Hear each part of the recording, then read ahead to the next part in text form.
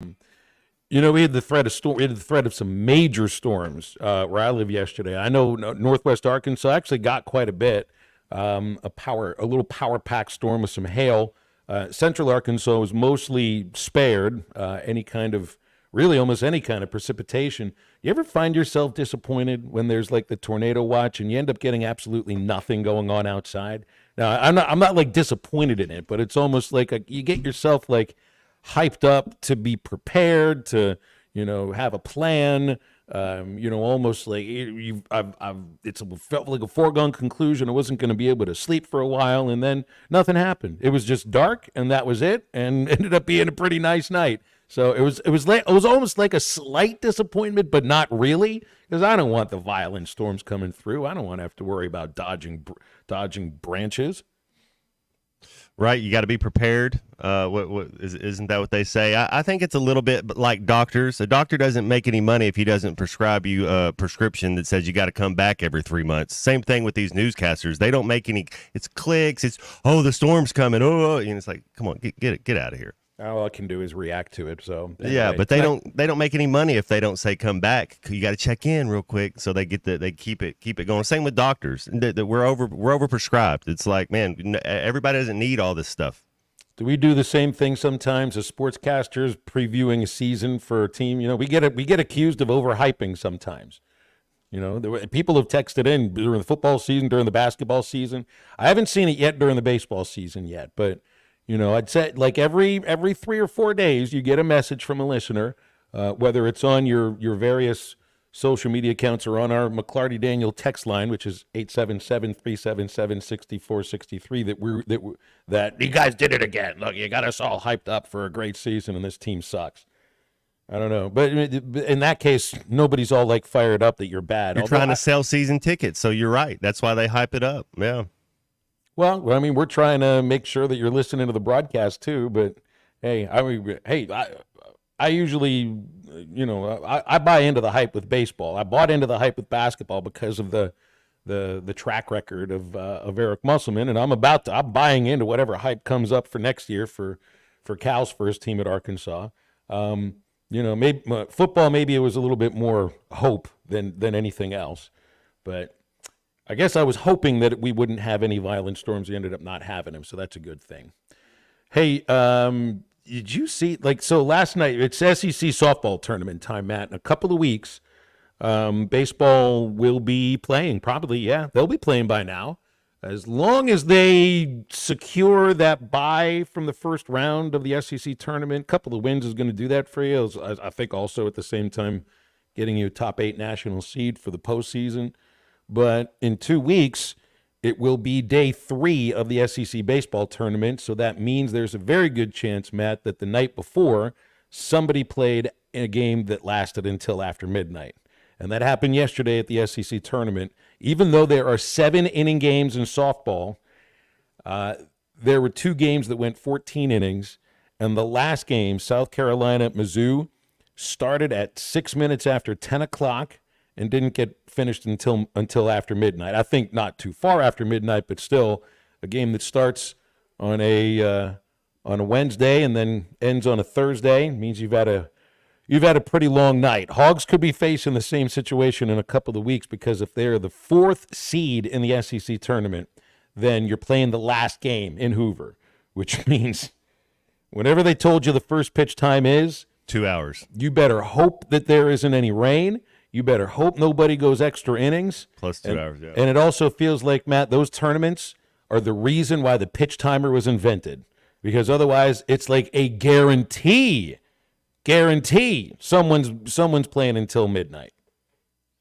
Man, I don't know about you, Phil. I always like to play the 12 o'clock to 2 o'clock game, no matter what the sport is. I did not like sitting around all day waiting to go play. Coaches do a good job of trying to keep you rested and keep you focused, and you got stuff you can do. But yeah, man, then it's just it's a whole process because after a football, basketball game, whatever, baseball game, you can't sleep anyways for a couple hours. It's going to take you a while to wind down. So, you won't be getting to bed till 4:30 in the morning. So it kind of sets you off for the the whole rest of the tournament. Much rather play around noon, 2, 3 o'clock at the latest. Oh, I tell you. And so the first game, the first session, I guess you'd say, begins at 9:30 Eastern time, which feels like, hey, that's a little bit early for baseball. I've called games at 10:30 in the morning. I'm pretty sure that I've been there for the 9:30 games because the 2 seed, like they set up, the number 1 seed gets, I guess what you would say is the best start time, which is the third game of the session, which generally is what, like 4 o'clock Eastern time. It's a nice like, that's a sweet spot. It's the Goldilocks spot.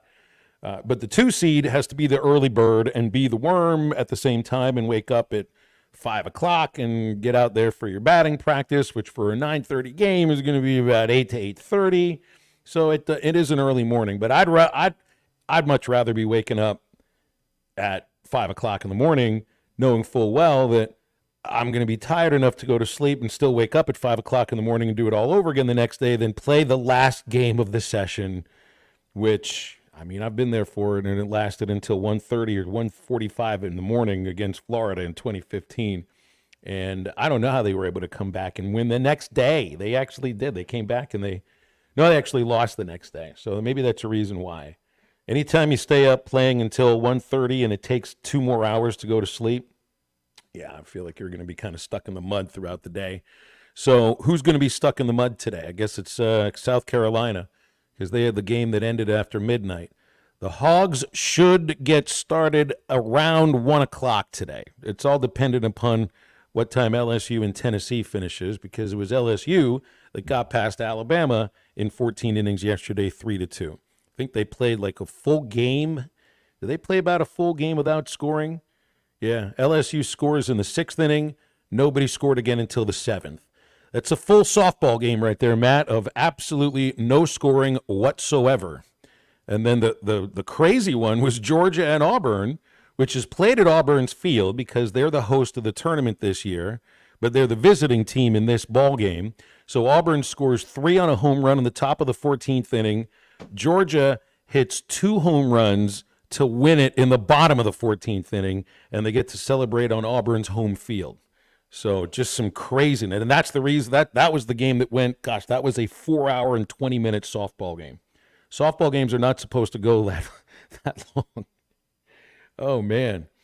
So what kind of fireworks will they have planned for us today? So it's the first, I guess now it's the softball postseason has started.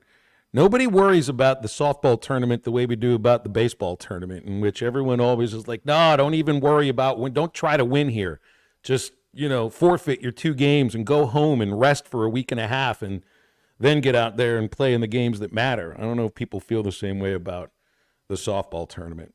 Man, I'm telling you, as a player, as a competitor, Phil, you give us a chance. You give me a chance to win an SEC tournament. We're going to show up and we're going to compete and we're going to try to win. That's just all. We don't want you out there if you don't want to try to win. So another postseason that's already in is women's golf. And how about Arkansas women's golf yesterday? The winners of the Las Vegas Regional. They are the champions of the Las Vegas Regional, moving on now to the NCAA championships, which are hosted, I think, in about, like 10 days or so. Now, I don't understand this. How does this happen? It's at the Omni La Costa Resort in Carlsbad, California. The host are the Texas Longhorns. They're the number 1 overall seed? I don't know. Yeah. I just was reading on the NCAA website. This is a golf course and a resort in California, but yet the host are the Texas Longhorns. Can you help me make sense of this? How many teams make it to the finals? 12 teams? How many regionals are there? They won the regional, the Vegas. So that's pretty good. I know the Arkansas golf boys and girls are pretty solid. Have you played the Blessings up there? Have you been around that Blessings golf course where at their practice facility? I've driven by it a couple of times. It's so beautiful. Yeah, it's you've been on the course 10 years ago. I haven't played it in a decade, but yeah, it's played it one summer. Got to play it a half a dozen times. So it was pretty. Man, it's. You just want to talk about prestige, all that stuff, manicured. It's like it went to the nail salon, and every day, there's not a leaf out of place. It's pretty cool. Perfect mani-pedi. Sounds That's good. right. Now, keep in mind, Matt, I think the last time I played golf was the last time I even brought it up on the show at the Arkansas Sports that was Hall at Chenal, huh? At Chenal, yeah. I guess that was after last baseball season. So what? About 11 months ago. It's been 11 months since I played golf. You probably don't find too many people who haven't played in about a year that get onto the Blessings. That's just my guess. So if anybody wants to bring me out there, I'll be, maybe I can ride in the cart and make a couple of comments here and there, and maybe you'll even let me hit a ball or two, because I can actually swing it just a little bit on the driving range, which is quite a bit different than getting out on the court or on the course. JT accused me of, I guess me, or just Arkansas media, of overhyping Arkansas's batting lineup. Yeah, maybe so. Here's the thing about it, though. All you're going by is what their track record had been. You get guys like Wilmsmeyer that had hit over 300 in the SEC last year. Same with Ross Lovich, by the way. Not just an overall batting average. He had over 300 in the SEC. Going off of that, going off of the idea of what Kendall Diggs had done all year last season as the number one run producer, going off the idea that Ben McLaughlin is a guy that can hit, that Jared Sprague-Lott was a run producer at his previous stop, and Hudson White had hit at Texas Tech. So I always feel like when overhype goes along with let's say when hype goes into a season where at least this one part of the team isn't working out the way that I thought it would. And I'd say the coaches would say the same thing about what they thought about the group of hitters. All you're going by is what they had done before. So I don't know. People get mad when they accuse you of overhyping something, as if you promised them something that didn't actually happen. I try not to promise too many things, except the idea that this team is good enough to compete, to play in Omaha, to make it to Omaha, compete, win there, and maybe compete for a national championship. So we'll see if it happens. And this weekend, I think will tell you a little bit, because you got a hot Mississippi State team that's coming in that is a really good pitching staff. And, oh, by the way, there is a decision from the pitching rotation coming up for this weekend, and I'll get into that in just a moment because I do have some thoughts on that.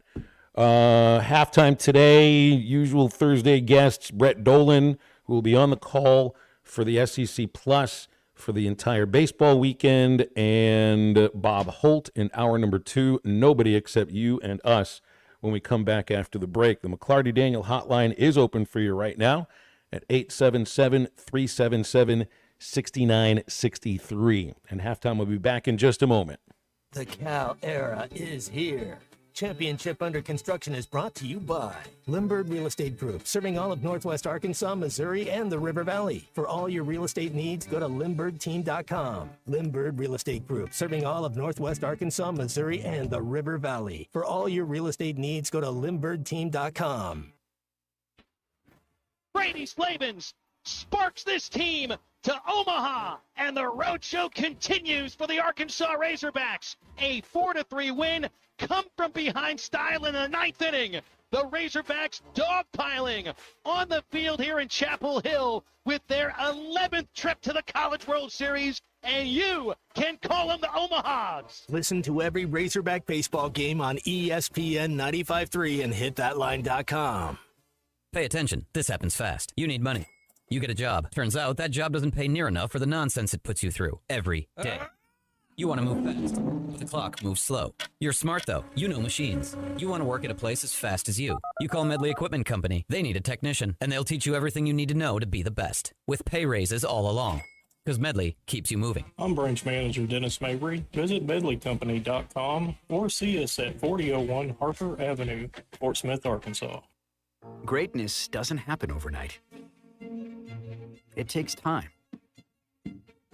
focus, and dedication.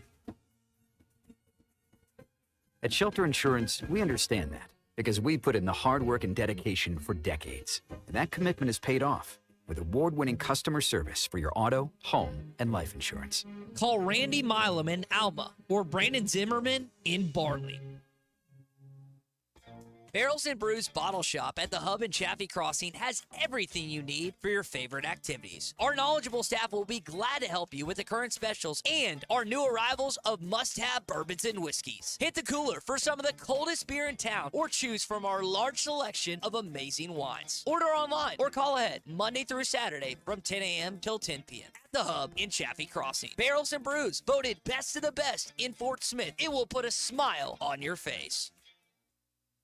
Precision Garage Door features the finest quality materials, installation, and service for all your garage door needs, including garage door repair and new garage doors and openers. Fully licensed and insured with the largest showroom in Northwest Arkansas at 1907 Town West Drive in Rogers and in Fort Smith at 416 North 10th Street. Call Precision Garage Door today at 844-PDS-DOOR or check them out online at PrecisionDoorNWA.com. Financing is available. Precision Garage Door, voted best garage door company of Northwest Arkansas and the River Valley. Hey, Ty Richardson for Dallas Street Dental. Refuse to compromise when it comes to replacing missing teeth. Dr. Bill Ligon at Dallas Street Dental can make your smile look, feel, and function almost exactly the way it did before you lost any teeth. In some cases, even better. Dental implants function like your natural teeth and make it possible for you to enjoy those juicy steaks this grilling season. Look younger and smile with confidence with dental implants from Dallas Street Dental. Schedule your free implant consultation today at 479-452-6600. Insurance company throwing you a curveball? Are they crowding the plate and not offering you a fair settlement? If you've been injured in a car wreck, you need an experienced attorney to fight for you. I'm Jackie Mock with Mock Legal Solutions. Licensed in Arkansas and Oklahoma, no win, no fee. Call Mock Legal Solutions today for your free consultation. 479-769-1505. Real advice, reasonable price.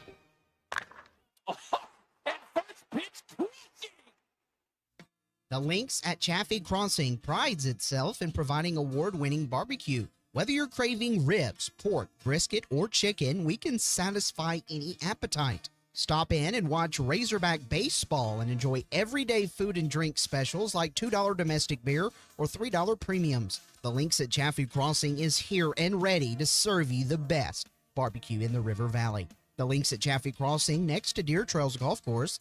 Come see us.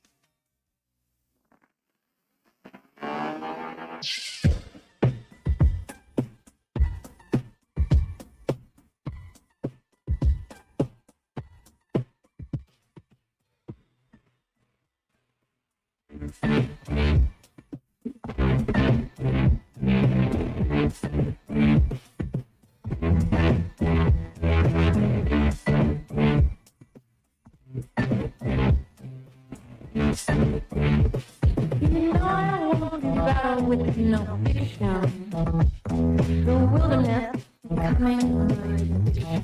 I travel around the creatures and the lords on a river again. I make my shrimp and it feels nice to roll down.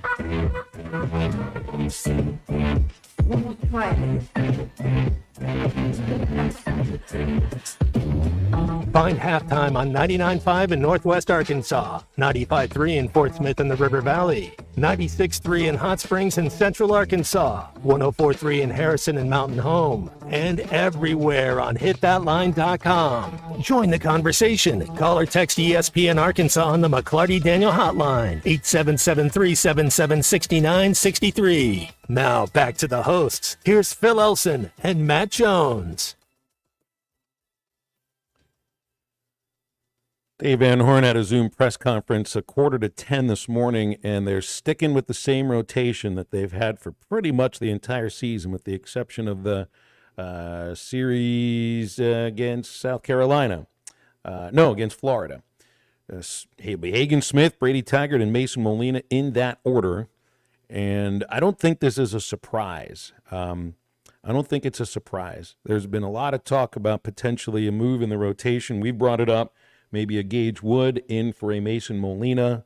And a lot of that's based on a comment that Dave Van Horn had said in a post-game interview. I think it was after Saturday's game at Kentucky. And then I brought it up with him in the pregame show the next day. Sometimes I think coaches speak to the players through the media.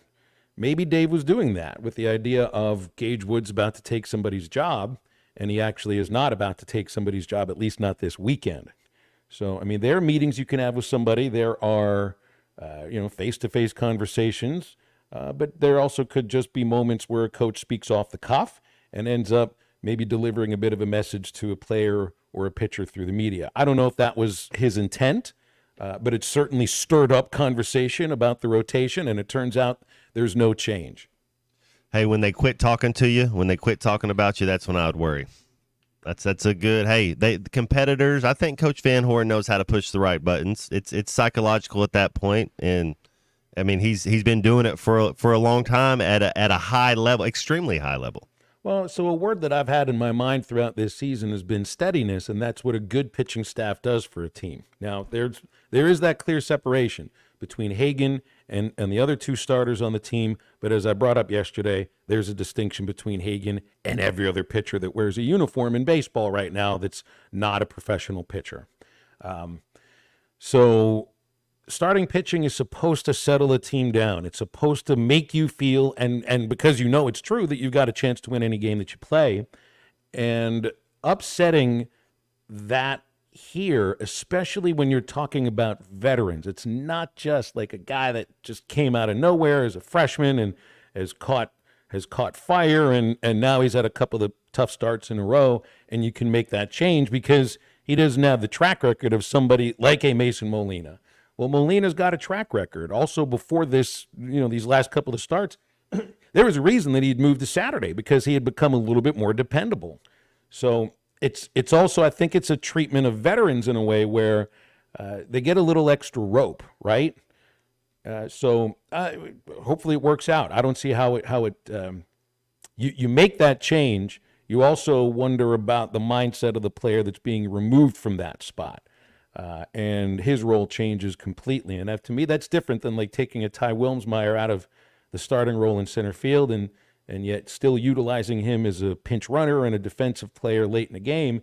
You take a starting pitcher out of the rotation when that's what he's done his entire career, and you move into the bullpen. It's not a role that I think he's ever been in before. So it's really just trying to keep the ship steady and not, show panic at a time where you don't really have to show panic right now.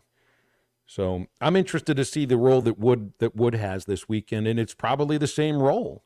But will he come out and pitch on a Friday? Only if Hagen Smith gets into trouble, potentially. Do you have a McIntyre throw first out of the pen on Friday? Is it Gackle? Part of that's also who do you want to use on a Sunday if you have the lead in the 7th and 8th inning on a Friday? Part of that will go into it, and they haven't used Gage Wood in that role yet. So maybe you're just back to seeing Gage, come out after Tigert on Saturday or maybe after Molina on Sunday. Hey, Matt, here's another thing about the baseball team, and I just wondered about this when it comes to NIL. Have there been college sports trading cards for a long time? Because that goes along with, even I remember hearing stories that ball players would tell me about they would get their Topps contract for the year, and it was, I don't know how much it was worth, $36 for the whole year, or a couple $100 for the whole year, but you got the whole year, you got a check so that they could make a baseball card of you, and it was all part of the Players Agreement, Players Association. Have we had this in college sports? You think about the popularity of college sports, and I can't remember trading cards. There is now an official set of Arkansas Razorback baseball trading cards. This release just went out a few minutes ago. It's put on by an organization called On It Athlete. You can buy a pack of 14 cards, or you can buy the entire set, which is all 43 players on the team. And what does it look like? $64 do I see for the entire pack? $65 for the entire pack of 43 cards. These are NIL cards. I mean, this is like part of the new phase of college sports. You got to get the basketball team. You got to get football in on this too. Everybody be on this. I had some Domino's Pizza quarterback cards. My mom's brother worked at a Domino's Pizza years ago in Missouri. But I had one of them opened and one of them unopened. Had like a YA Tittle and autogram. And I remember one of my sisters opened the one that was unopened, and I was so. But it's whatever. My first deck of cards I remember buying, I bought a set of Upper Deck Chicago Cubs cards when they played the Cubs versus the Cardinals. You were going to buy out some of those booths. So I think all the kids, I think everybody kind of remembers one of my first cool cards I bought that I went and bought individually was a Lou Brock St. Louis Cardinals card. Hey, that's a good one. Yeah. So, yeah, man, when you're a kid, when you're 8 to 17, even now, I mean, you see people do that. But when you're junior high school, man, trading cards are where it's at. There's going to be a run on Hagen Smith cards now. They're all going to be looking for the Hagen Smith card. Just look at it in these terms. Hagen's going to be probably the first pitcher taken in the draft.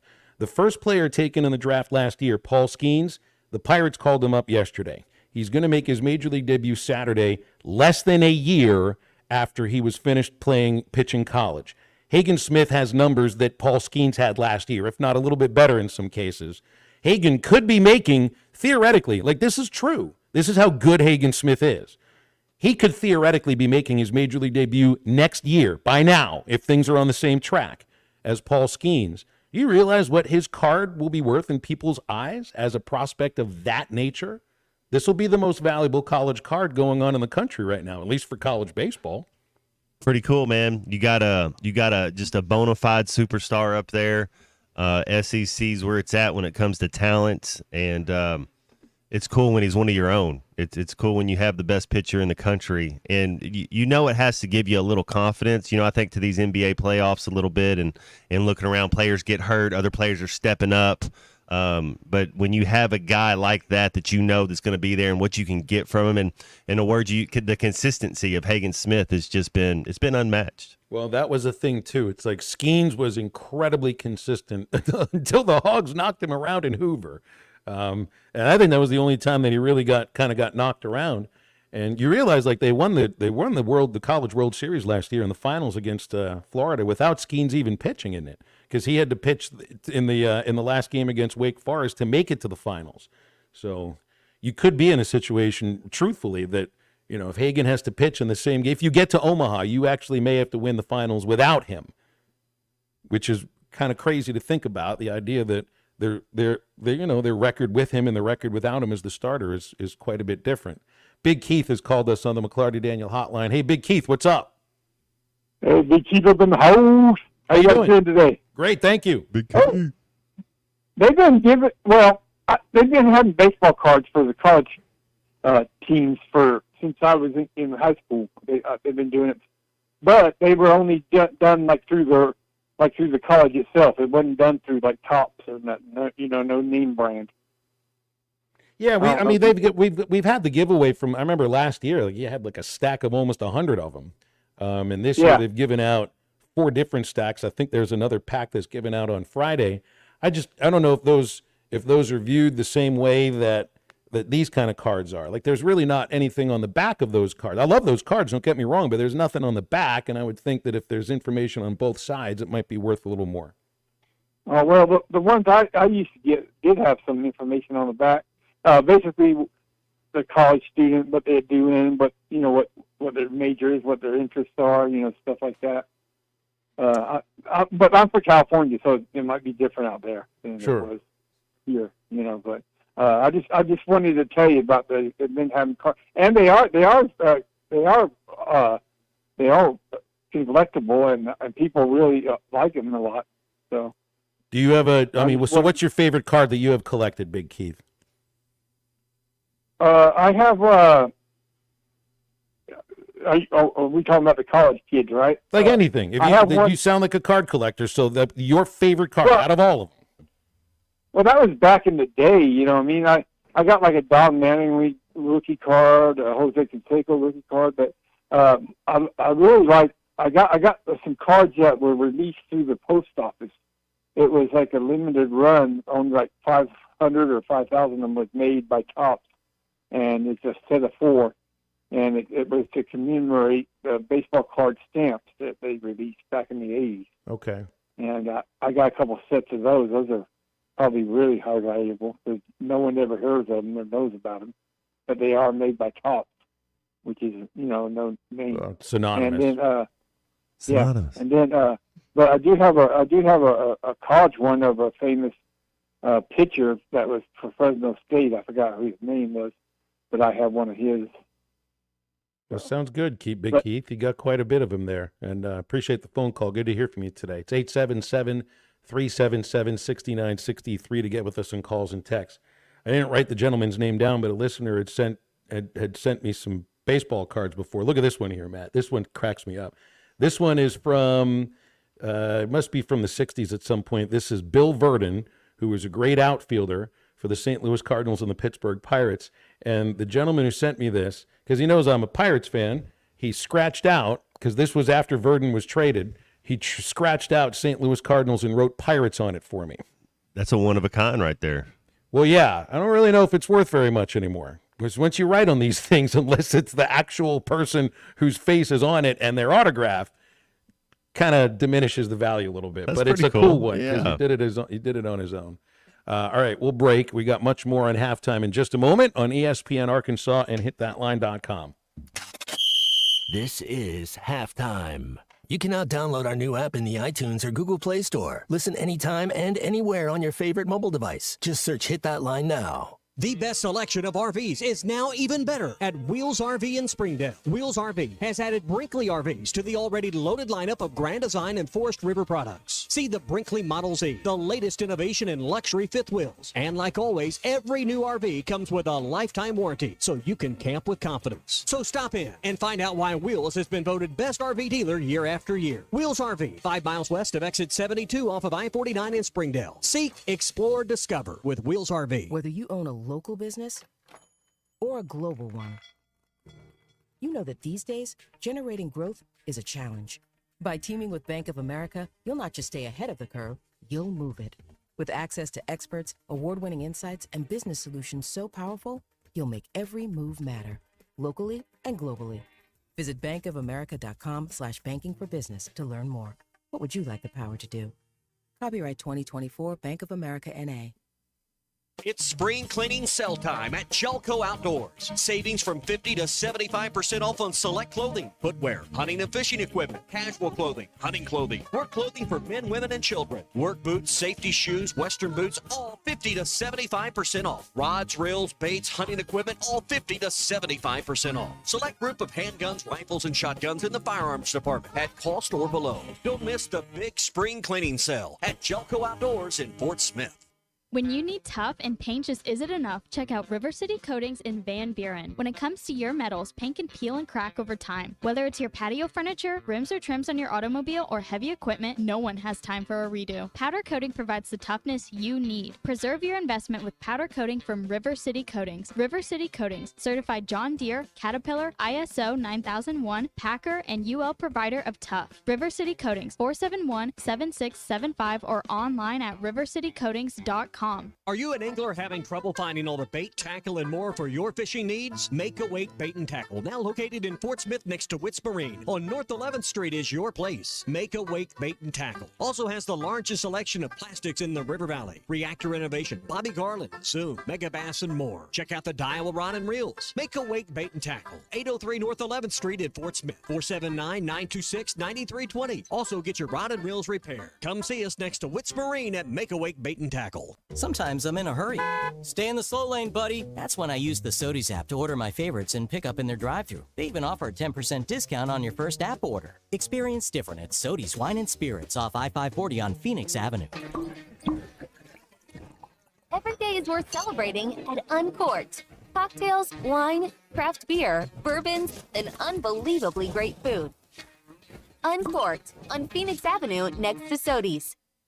Flu vaccines, both regular and high dose for seniors, are now available at Law's Drug Store in Fort Smith. Call 452-6116 to schedule your shot appointment. Usually there is no cost when covered by your insurance. Law's Drug has COVID vaccines, RSV vaccines for ages 60 plus. Pneumonia and tetanus shots are also available. Law's Drug Store, 6802 Rogers Avenue behind Outback Steakhouse. Law's Drug Store, open 6 days a week to safely care for you and your family. Husbands, sons, daughters, honor your wife or mother for Mother's Day at the inaugural Mystery at the Fort Legacy Ball, benefiting Heart to Heart Pregnancy and Family Care Center on May 11th at the U.S. Marshals Museum. Buy your tickets today for this 1940s mystery dinner, coupled with an exciting night of investigative entertainment and lively dancing with the band Who Shot JR. For more information, call 479-452-2260. Your home for every Razorback football, basketball, and baseball game. ESPN 95.3.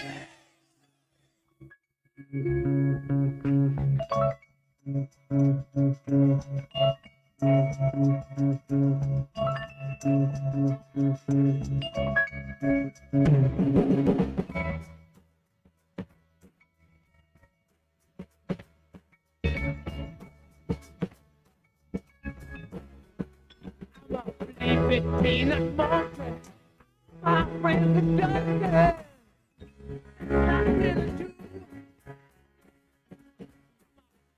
Tell you people, sweet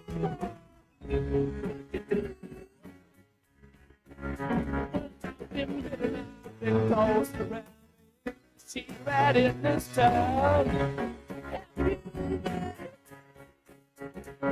When I am just a moment, glad you are a pocket. You're listening to Halftime with Phil Elson and Matt Jones. Want to jump in the conversation? Call or text ESPN Arkansas on the McClarty Daniel hotline, 877-377-6963. Now, here's Phil Elson and Matt Jones. All right, I got to make sure I remember to get my camera on here. I always forget to put this up here. Matt, is your camera on? Do you know if that I thing hope is on? not. I try to. No, it should be on. I got the face for radio though. You know, the mystique is back. You got the mystique. You got the mystique for radio. Yeah, I have to leave something left to the imagination. You know, like come on. Do I have to put makeup on now before I get on the radio show? Do I'll- I have to actually do I have to get a toupee now? Do I need to do something about this? Do I have to start sitting on my coat so that it doesn't have any sort of ruffles in the collar? I mean, you don't use those old phone books anymore. You know, you can put those underneath, prop yourself up. Hey, nobody knows what's going on underneath this table anyway. So I mean, there could be anything happening under there. You really like that? So I haven't worked in television much at all. I'm a radio person. But I did work for the NBC affiliate in Pittsburgh as a teenager. I think I was, 19? I think I was 19 to 20. And the sports department was quite a place to be. That's where I learned that the anchors wear pajama pants. And, business up top, sleeping on the bottom. It's not the party on the bottom unless he was, I don't know, maybe Fedco was doing, the dude's name was John Fedco, and he was wild. He was kind of crazy. I remember his son plays baseball at UConn. I remember seeing that name out there. Fedco he'd have the pajama, not just pajama pants, but like almost, not the Garanimals. What was it? Zumbas?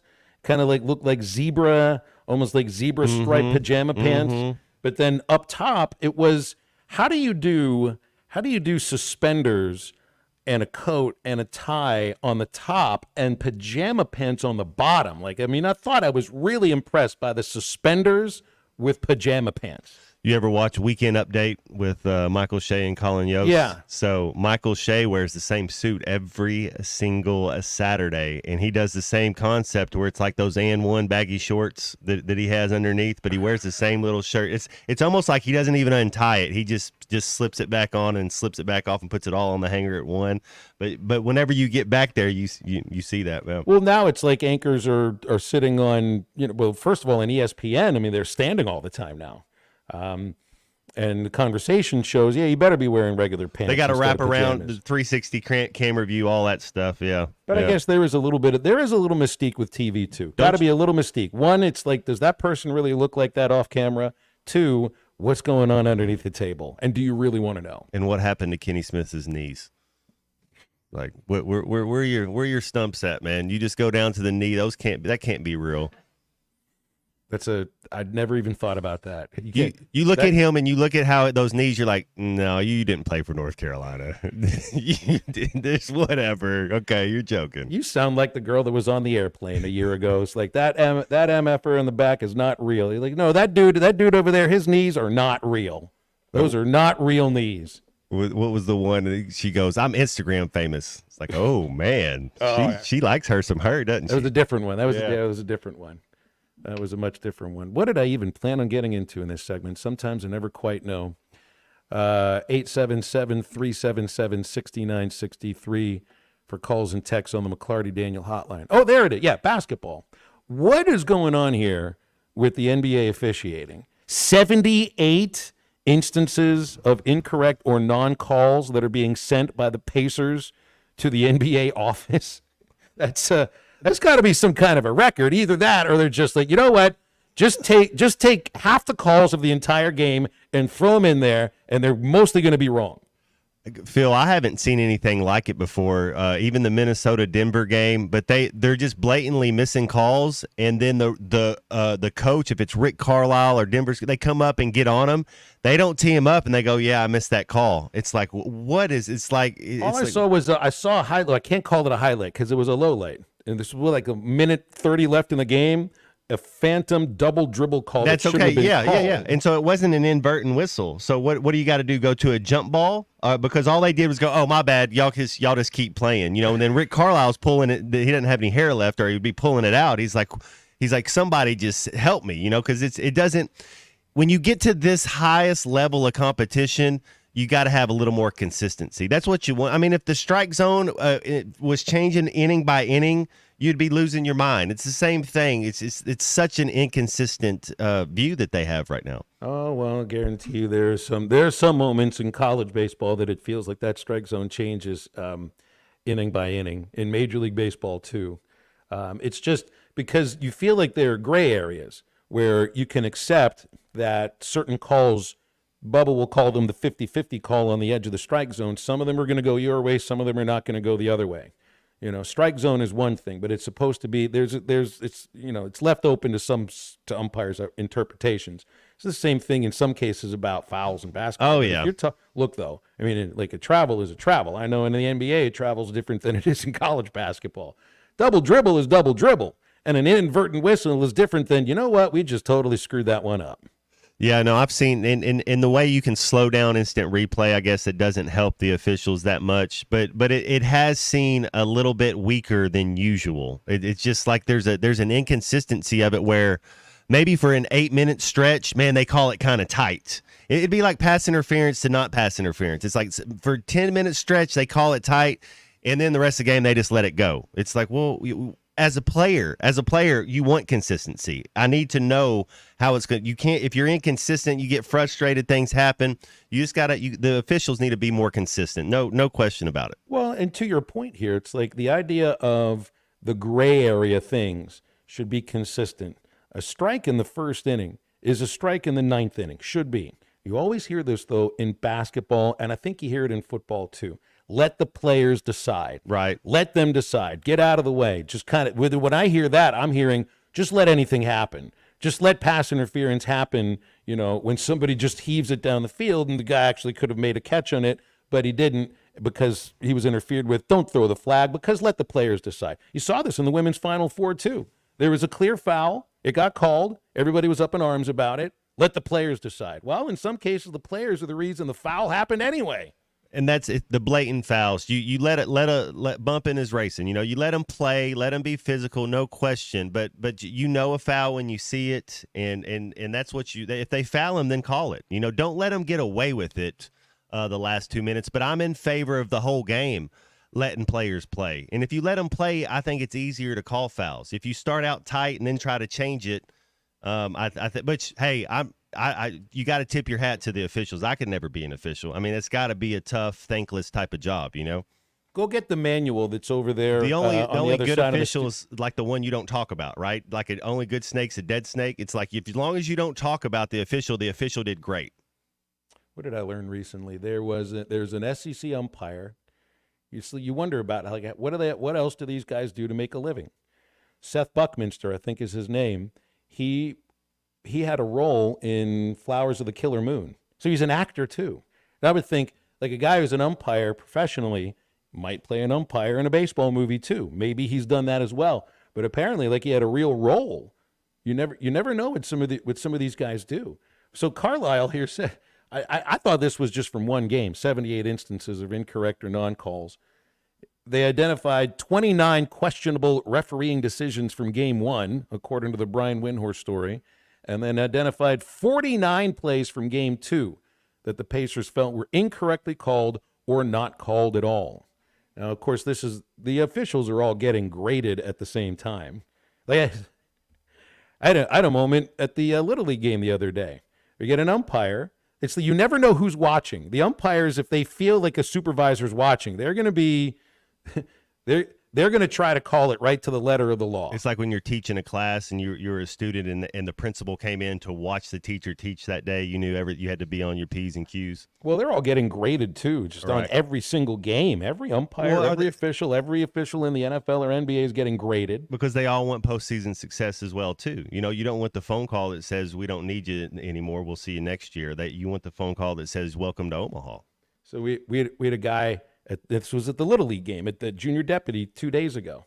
He had a guy who was, when he would call a pitch that was outside, would move his hand in the direction of outside, which almost made you think he was calling a strike, right? So at some point, his supervisor showed up. I didn't even realize there was a supervisor for a Little League umpire at junior deputy. He calls him over, and I thought it was his dad. No, it's the supervisor. He's telling him, you know what, you want to do the point, and you don't want to make the move when a pitch is outside because you're going to confuse everybody.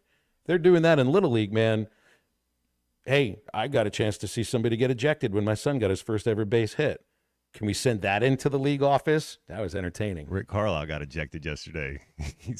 As the showers are running. He's ready to get back to India. Well, and then he starts doing this low class, high class, like low medium market, high medium market. He starts getting into this, but he's ready to get back to Indiana. He was over New York. Oh, so now now you're telling me as well, the NBA wants the Knicks to win. Marketing type thing. You know what? The NBA wanted the Knicks to win. They'd have had a championship since what, 73? Yeah, I mean, Julius Randle being hurt. I actually think Indiana will give Boston a tougher series than the New York Knicks will, because they just lost Obi-Wan Kenobi. They lost their I joke because I could, you know who I'm talking about. Absolute stud. He had like 28 points and pulled a hammy. OG Anunoby. There you go. See, it's one letter off, and then I like your name better. And well, he's a stud. Like, you talking about New York to build going forward. I like his game. I really do.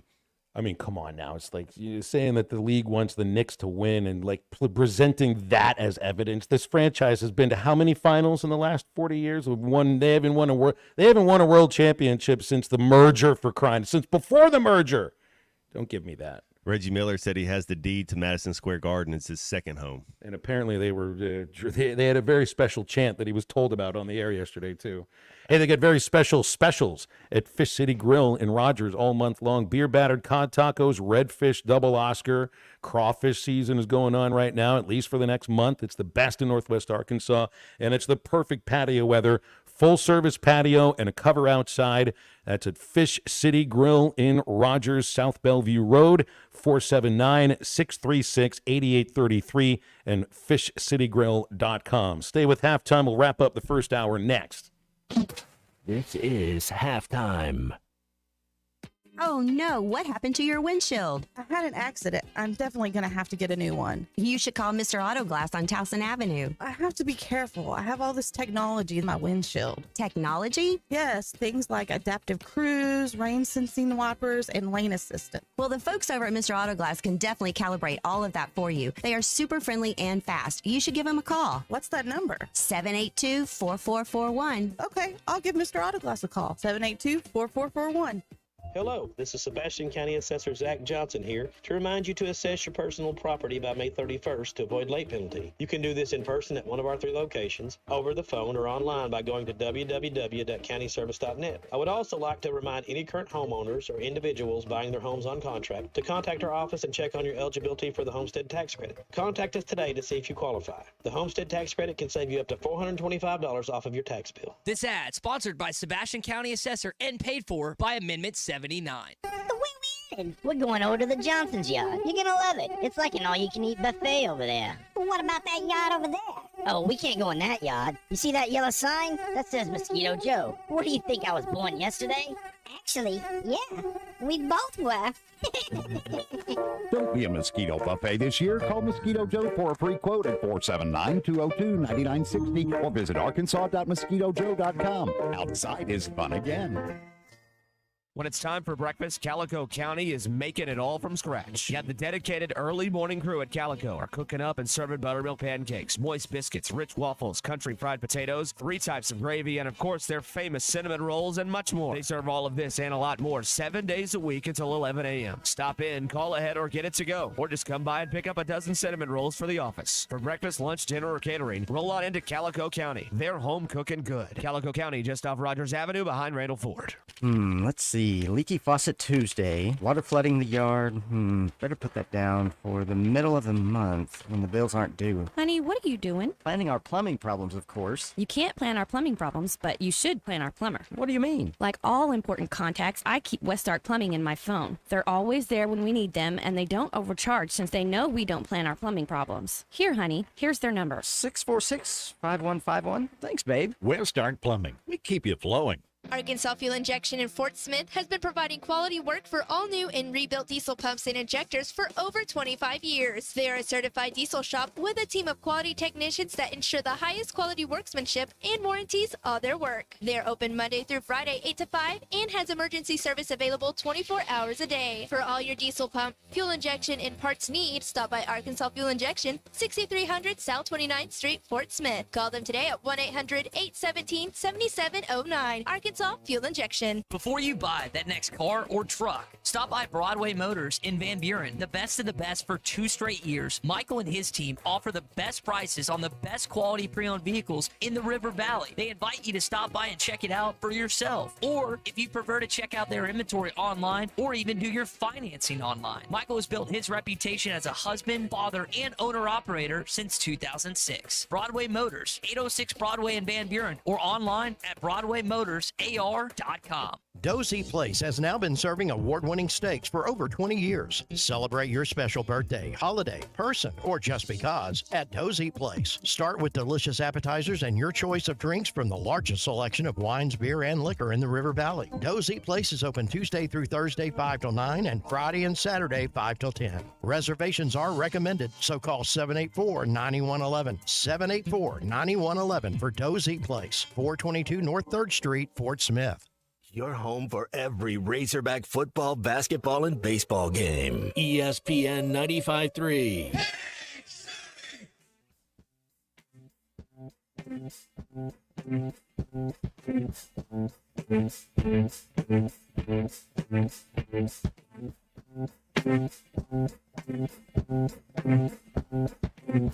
I turn my camera on. I cut my fingers on the way. In the way. Waves in the way. I turn my feelings on. You made me untouchable for life. Yeah, yeah. You were life. You hit me like a song. You hit me like a song.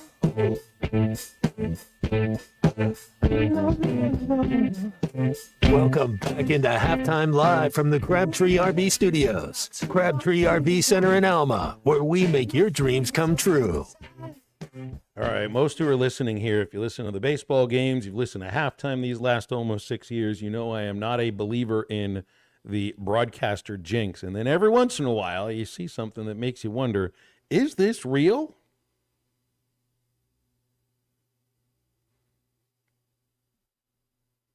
I don't know if that's playing. I can't hear it, though.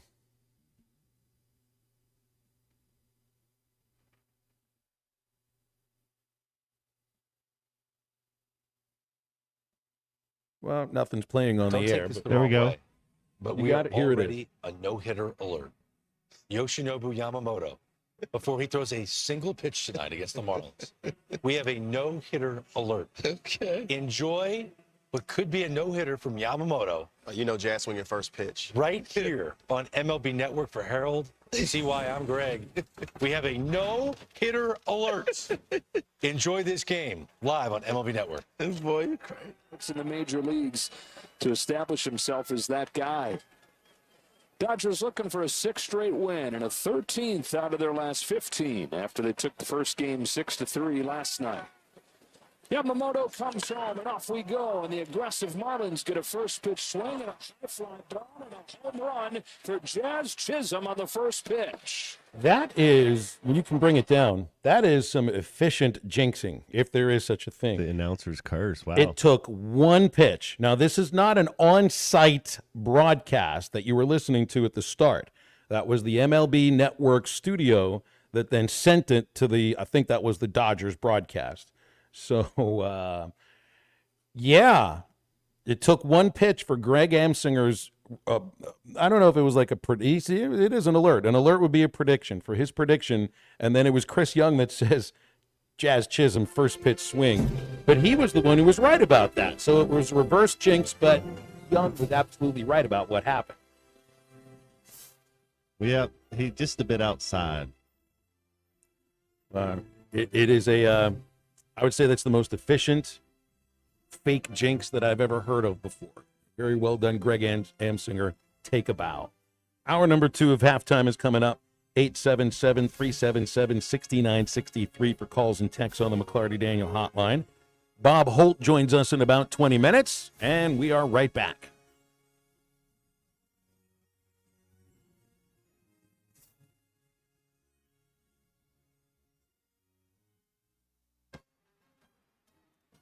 We're back with the action. Coke Zero Sugar might be the best Coke ever. That's right, Jim. With its irresistible taste and zero sugar, Coke Zero Sugar is a must-try for any sports fan. So make sure you... Wait, Jim, I didn't mean try it right now. We're still on the air. Best Coke ever? Take a taste, Jen. Really? No, not right now, Jen. We got a game to call.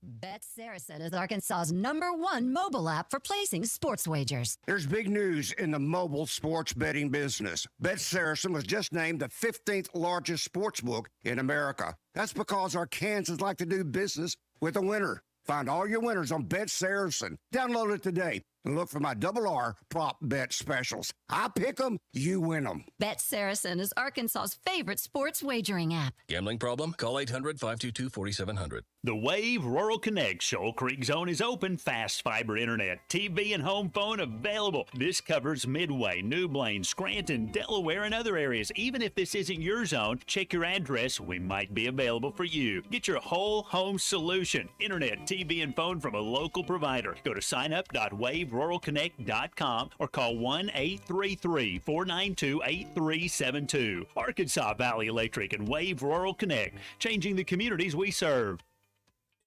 If you've lived in the River Valley for a while, you know about the great reputation of Jam Mart. And their newest location at 6201 Grand Avenue in Fort Smith is open. Stop by for coffee, gas, beer, snacks, ices, and a clean restroom every time. Don't forget about the hot deli and fresh-made burgers. Now 7 locations in Fort Smith, Greenwood, Boonville, Ozark, and Danville. Sign up for their loyalty program for discounts throughout the stores. Jam Mart, the leading convenience store and gas station in the region.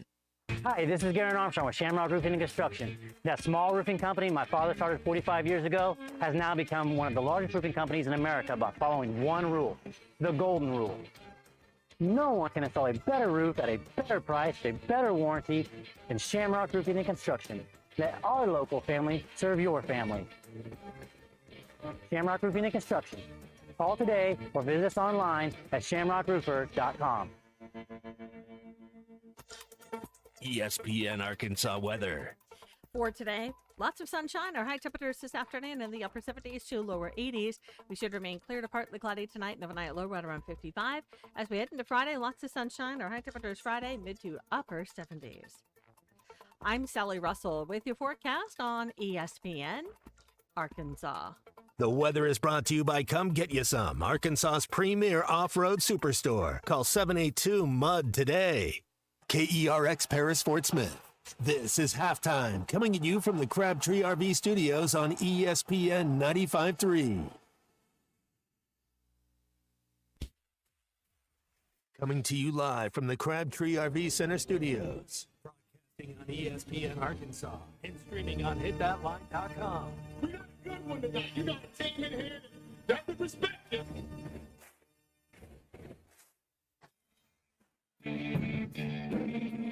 me if I'm all right. Joaquin said dominate, and we not doing it. We're gonna go get one and celebrate on somebody else's field. Yeah.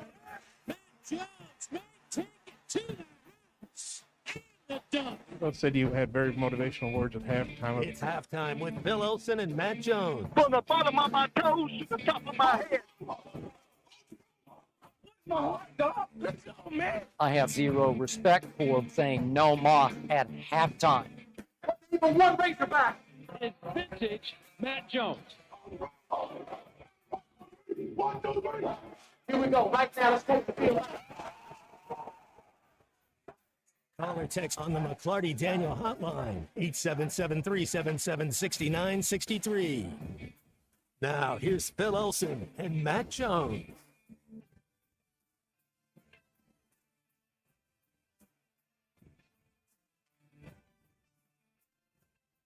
Welcome back on Halftime, ESPN Arkansas and hitthatline.com, moving you into your 12 o'clock hour on a glorious day across the Natural State. Looks like we got good weather for baseball over the weekend. This is the time to be outside before it gets stupid hot and it hurts to just walk outside and try to breathe in. These are the days that we have to enjoy. We'll have Bob Holt coming up in about 15 minutes on the McClarty Daniel hotline. Here's one I would not have expected. Put this in the category of you never quite know where opinions will come from or what it'll be about, but be ready for them. Jason Kelce, now a media star. He will be a Hall of Famer in Canton, no doubt. And he signed, is it with ESPN, I think, that he'll be part of their NFL coverage? It's one of the networks. I forget which one. I see. I think it's ESPN. I think you're right because Belichick's doing the Manning thing with them, and then they're doing something else. But yeah, I think they're going to kind of be like have their own thing, like the Mannings do their own thing. Jason Kelce has a rather lengthy post on what used to be called Twitter that basically is accusing Secretariat, or the people who own Secretariat and the trainer, of the horse being on steroids. It's a very large, long post. I guess there was some back and forth about this. I watched the Kentucky Derby the other day, and I was incredibly entertained by it. And if I'm in the right place at the right time, I'll watch the other two legs of the Triple Crown. I guess Jason Kelce's been watching a lot more horse racing. So this is 1973. Maybe that's, I don't know, past the point of where you worry about something like that too. I know some people have said the same thing about the Steelers from the 70s as well, and I don't know. Maybe there's a little more evidence as far as that's concerned, but it's an interesting way to start your day a couple of hours ago by reaching back to 1973 with the greatest thoroughbred of all time and throwing in an accusation of steroids. Statute of limitations. I guess so. That's kind of how I felt. Yeah. Anyway, 877-377-6963 when you want to get with us on the McClarty Daniel hotline. Not an announcement. Well, I guess it is an announcement because, John Calipari's got a podcast that he hosts with Craig Robinson, who, used to be Oregon State head coach and Michelle Obama's brother-in-law. Okay, that Craig Robinson. Mm-hmm. All right. I thought it was another. You thought it was the comedian from The Office? There you go. Does some Seth Rogen movies from time to time, Danny McBride movies from time to time. Yeah, I'm sure he probably does a podcast, and it's probably entertaining and funny too. I was about to say, it's right. This is a different. That would be cool though. This is a different guy. This is a different Craig Robinson. Okay. Yeah, basketball coach Craig Robinson and Cal start. I think this podcast is only a couple of months old. Like I think it was released or debuted just before the NCAA tournament. It might have been in the week between the SEC and NCAA tournaments. And Cal mentioned on the most recent edition that Tyler Ulis is joining the Arkansas basketball staff. Now, I don't think he said what the role is. He was a grad assistant on the previous two teams at Kentucky, and it's another former Cal player that's now joining the staff. I think there's like 4 or 5 staff members from last year's Kentucky team or that had worked for Cal in the recent past that are now signed on to work for him in various roles, including Bruiser Flint, and a couple others. And now you get somebody, I mean, he played for the 34-1 team, and Ulis was an undersized point guard who got to the NBA. He was 5'9", and I don't know what kind of a relationship that he developed with DJ Wagner, but to me, these two things seem to go together a little bit. They play the same position. They played for the same coach, and Ulis, I'm assuming, would be on campus by now for the weekend that DJ Wagner is going to be visiting. And it is interesting, Matt. Like I don't pay too much attention to the tweets about who contacted who, but when it comes to a visit, now, and an offer, now you're talking about something with some real substance to it. And, I'm just almost ready to section off a segment for Monday's show to just talk about DJ Wagner being the Arkansas point guard next year. Yeah, all the guys that are on the team, man. Let's open up Bud Walton, open up. Let's start running up and down the court, get used to playing with each other. Open gym is a really cool time. You can go up there, get your shots up, work on your game a little bit, then run up and down the court. You can have quick games to 7. If you have enough people out there, and start getting used to playing with each other. It's this microwave basketball world that we live in now. Everybody just shows up all of a sudden, and you don't get 4, 5, 6 years to play each other and learn each other. So you need to get as much gym time as you can. Got a question here from Ron about Ronnie Brewer. Any news on Ronnie Brewer? I hadn't heard anything really about it, but I know his name's on the website. They were talking on the Morning Rush about that idea, and that you could be on the website on the list of coaches and staff members because you're still on the payroll. So I don't know the situation with Ronnie Brewer, but he is on the website. So at least by now he's still employed by the university. But I guess we can just kind of leave it at that. And then a question here from Stoner in Nashville, who wonders why it is that people are jumping up and down about the players who played for Cal last year. And I think he's looking at DJ Wagner and is thinking, well, he really wasn't all that good. Let's look. As a freshman, almost 10 points a game. There's a familiarity with it. 1.9 rebounds. Looked like he got about 3 assists per game. 29 minutes. A freshman. I mean, that's part of it too. I just expect that the kids who sign with Cal and get on the court as freshmen, if they stick around for another year in college, that there should be a natural progression of getting better. And Adutiero was good. I mean, he's a role player. It's not like he was a star, but I think he was a pretty good player for Kentucky last year. And Ivisic, I just feel like Ivisic feels like it's a lot of talent that just never really had a chance to get acclimated to being in the United States. So, I mean, they're all highly recruited and highly talented, and I think, Stoner, I can understand where you're coming from, but to me it feels like that there's a lot of talent with these guys, and I just expect that progression means they get better with another year. And like you're saying, Matt, just familiarity with the coach and the other coaches that he's bringing with him and whatever system is put in place. Yeah, this time of year is fun. I just, being up there, spring ball would be over, Phil, and I'd be at the hoop court, 45 days out of the next 60 days, staying in shape, getting ready for football, but going up there and, some of the guys come back, like when I was there, if Joe Johnson walked in the gym or Todd Day or Lee Mayberry, it'd be pretty cool. It's but they get some good run in. I am reminded, though, and I think Clay brought this up with us yesterday, DJ Wagner battled an ankle injury all year. So now I don't know if he's on the same level as Nick Smith, because wasn't Nick the top-rated player in the country when he came to play at Arkansas. But, I mean, he battled a knee injury all year, and you never saw Nick Smith at his best. Maybe that was the case with DJ Wagner, too, but he was still able to get on the court for like 24, 25 minutes a game and be a fairly productive player for a really high-scoring team that, yes, I understand someone will text in and say that they didn't defend very well. But I just expect that there's natural progression. And the other aspect of this, too, is, like, Stoner, if Cal wants them, fine. if John Calipari recruited them, who am I or anybody really to say that these kids can't play for him in college, or because I kind of trust what John Calipari knows about basketball player talent. So that's where I go with that. Yeah, bum ankle to deal with him last year, so maybe you just kind of take last season and the struggles that he might have had into two things. One, freshman. Two, injury. And, it's not a throwaway year, but there's a lot of room to grow from that point on. Looks like we got a break here. All our basketball conversation leading into next year is brought to you by Limbird Real Estate Group, serving all of Northwest Arkansas, Missouri, and the River Valley. For all your real estate needs, go to LimbirdTeam.com. We'll talk with Bob Holt from the Democrat Gazette in just a moment on Halftime. The Cal era is here.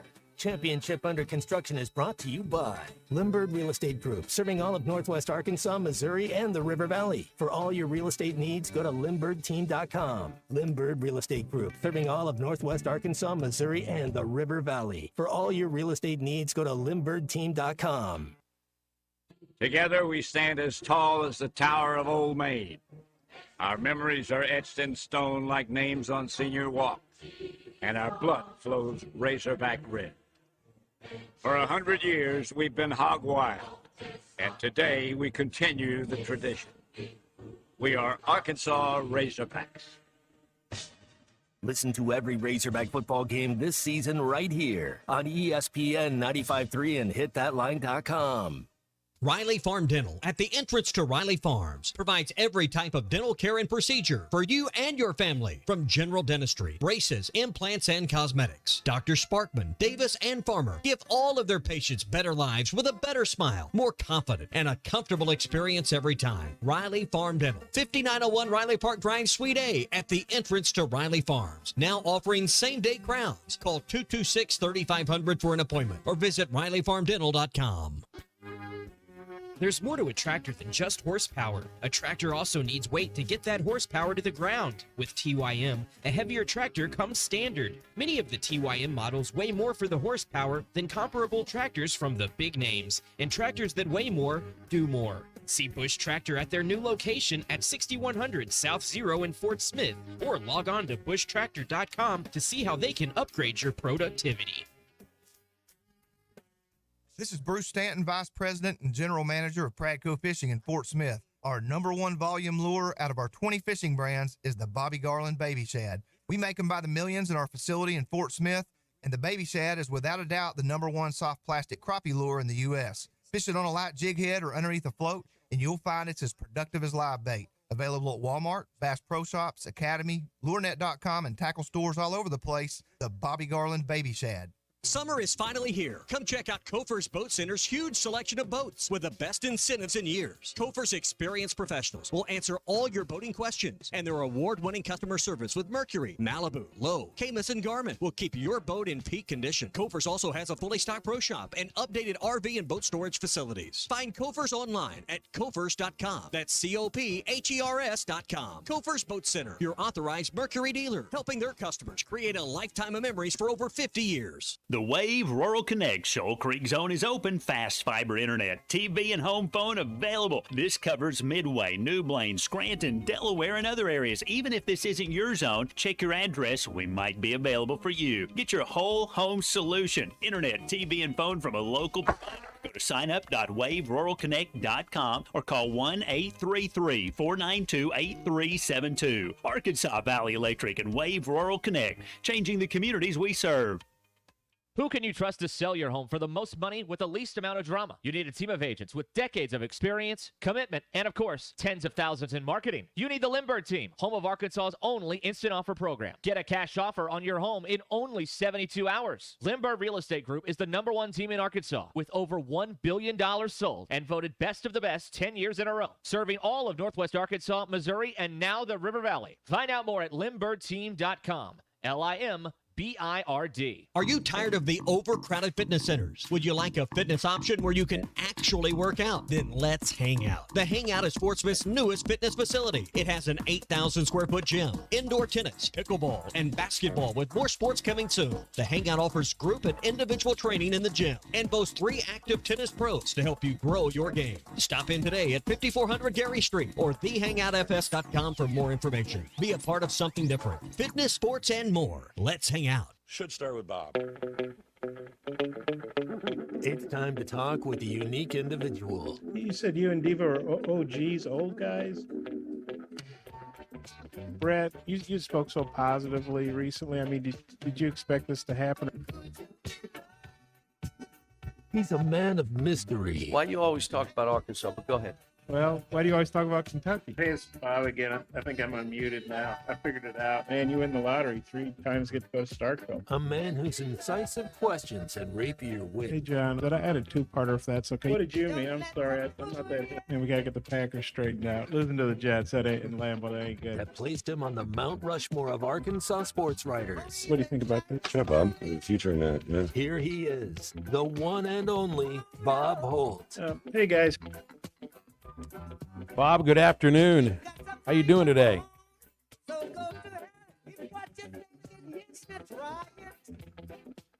Do we have Hello? Bob? Yeah, I got you. There you are. Bob, what's up?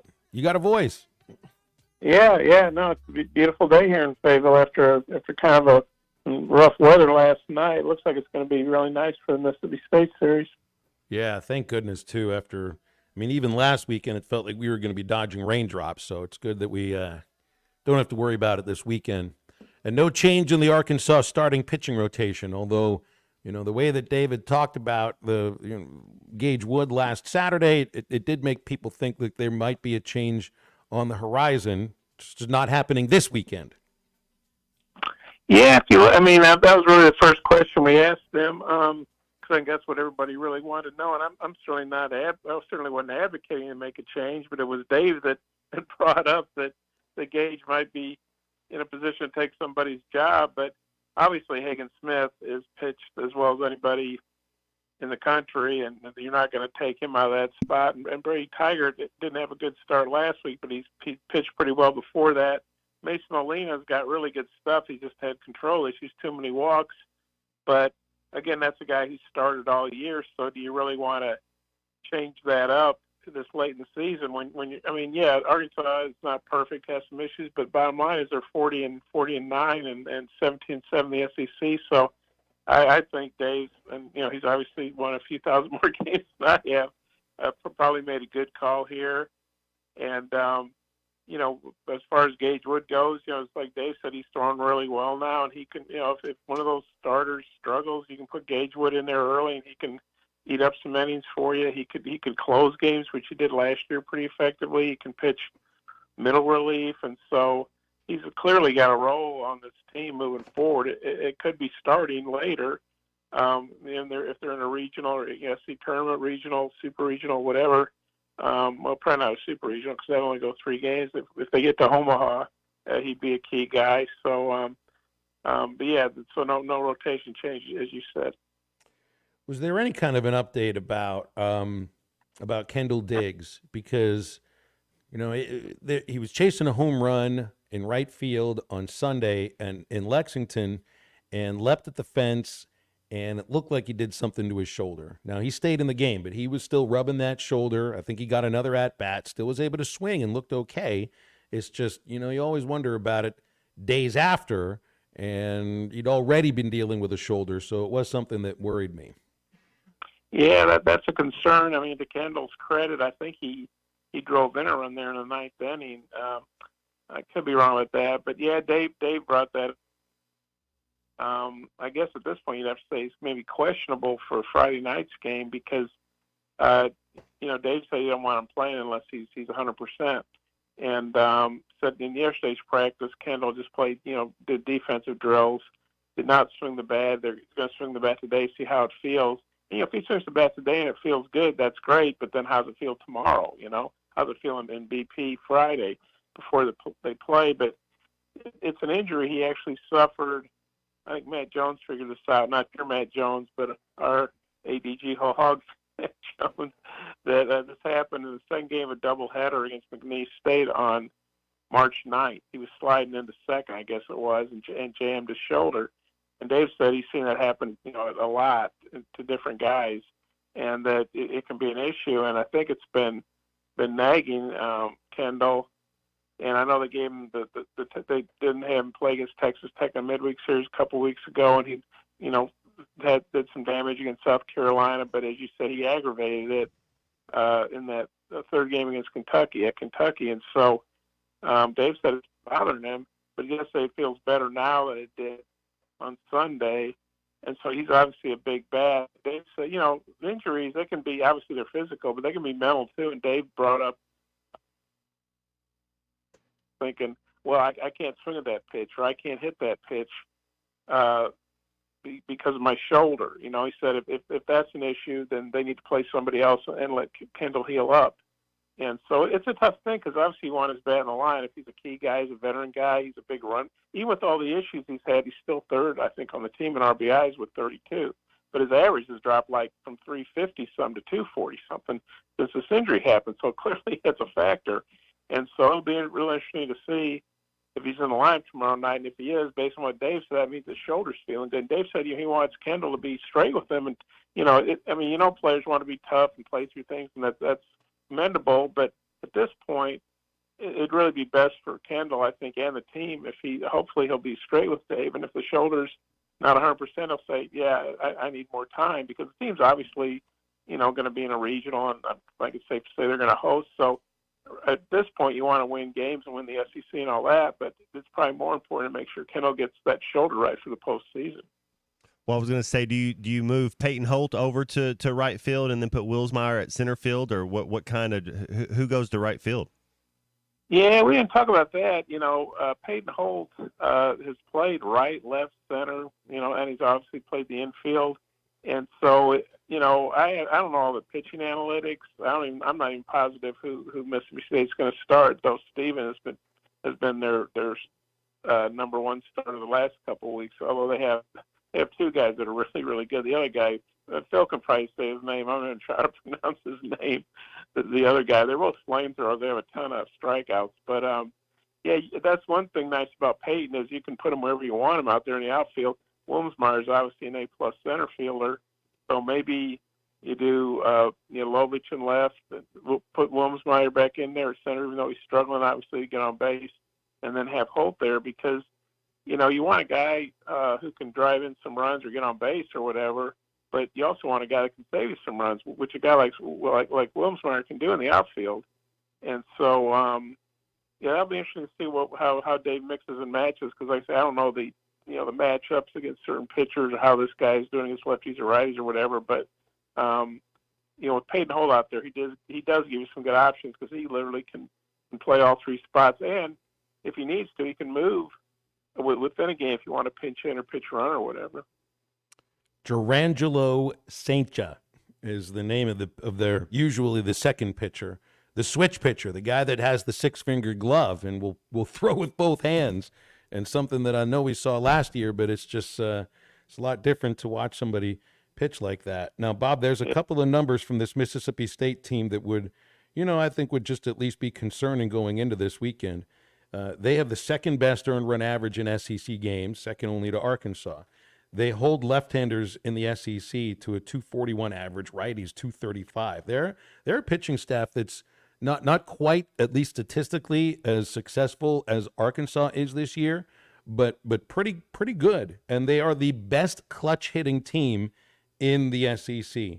Let's see, it's a 332 batting average in the league with runners in scoring position. And one of the things about Arkansas that's just mind-blowing, their league record, 17-7, but they're hitting under 190 with a runner at second or third base. And these are usually not numbers that go together with a winning team that's, 10 games over 500 in the most difficult league in college baseball. Well, yeah, I think that speaks to Arkansas's pitching and their defense. They've had issues defensively here and there. Catch that wasn't made, or maybe double play that wasn't turned or whatever. All teams have that from time to time. But, yeah, I think it just really speaks to how good their pitching's been and how reliable their defense has been. And, they won a lot of one-run games, right? I think last time we checked, they were 10-2 in one-run games. So they're winning the close ones, which is what you have to do to have a good league record usually. But, yeah, Mississippi State, everybody thinks in the West, they think Arkansas and they think A&M because, both those teams were ranked number one at various points. Well, now it's Tony Vitello's of Tennessee Vols, I think, that are up there. But Mississippi State, they're coming on. They've won 7 of their last 9 in the league. they're 14-10, and Arkansas is 17-7. So if I'm Mississippi State, I'm thinking, man, if we go in there and I know Arkansas is, 31-2 at home. So the idea of sweeping 3 games from them is probably, insane. But still, if you're Mississippi State and you're high, you're thinking, hey, if we go in there and sweep these guys, we'll be tied with them. And Dave talked about how probably Mississippi State's one of the teams in the league right now you don't really want to talk about. And then Dave sounded like some fan on Twitter where he said, Arkansas is just kind of getting by, and after Hagan, their pitching hadn't been as good. They're not hitting, and all I could think was that's the same stuff I read on social media. But but it's not like Arkansas is falling apart. I mean, they're 5-4 in their last 9 games, which is not championship baseball if you do that consistently. But they haven't just fallen off a cliff.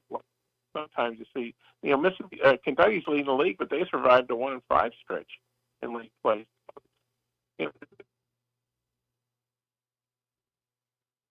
Arkansas is done winning most of these series, So, but you're right. Mississippi State's a very dangerous team.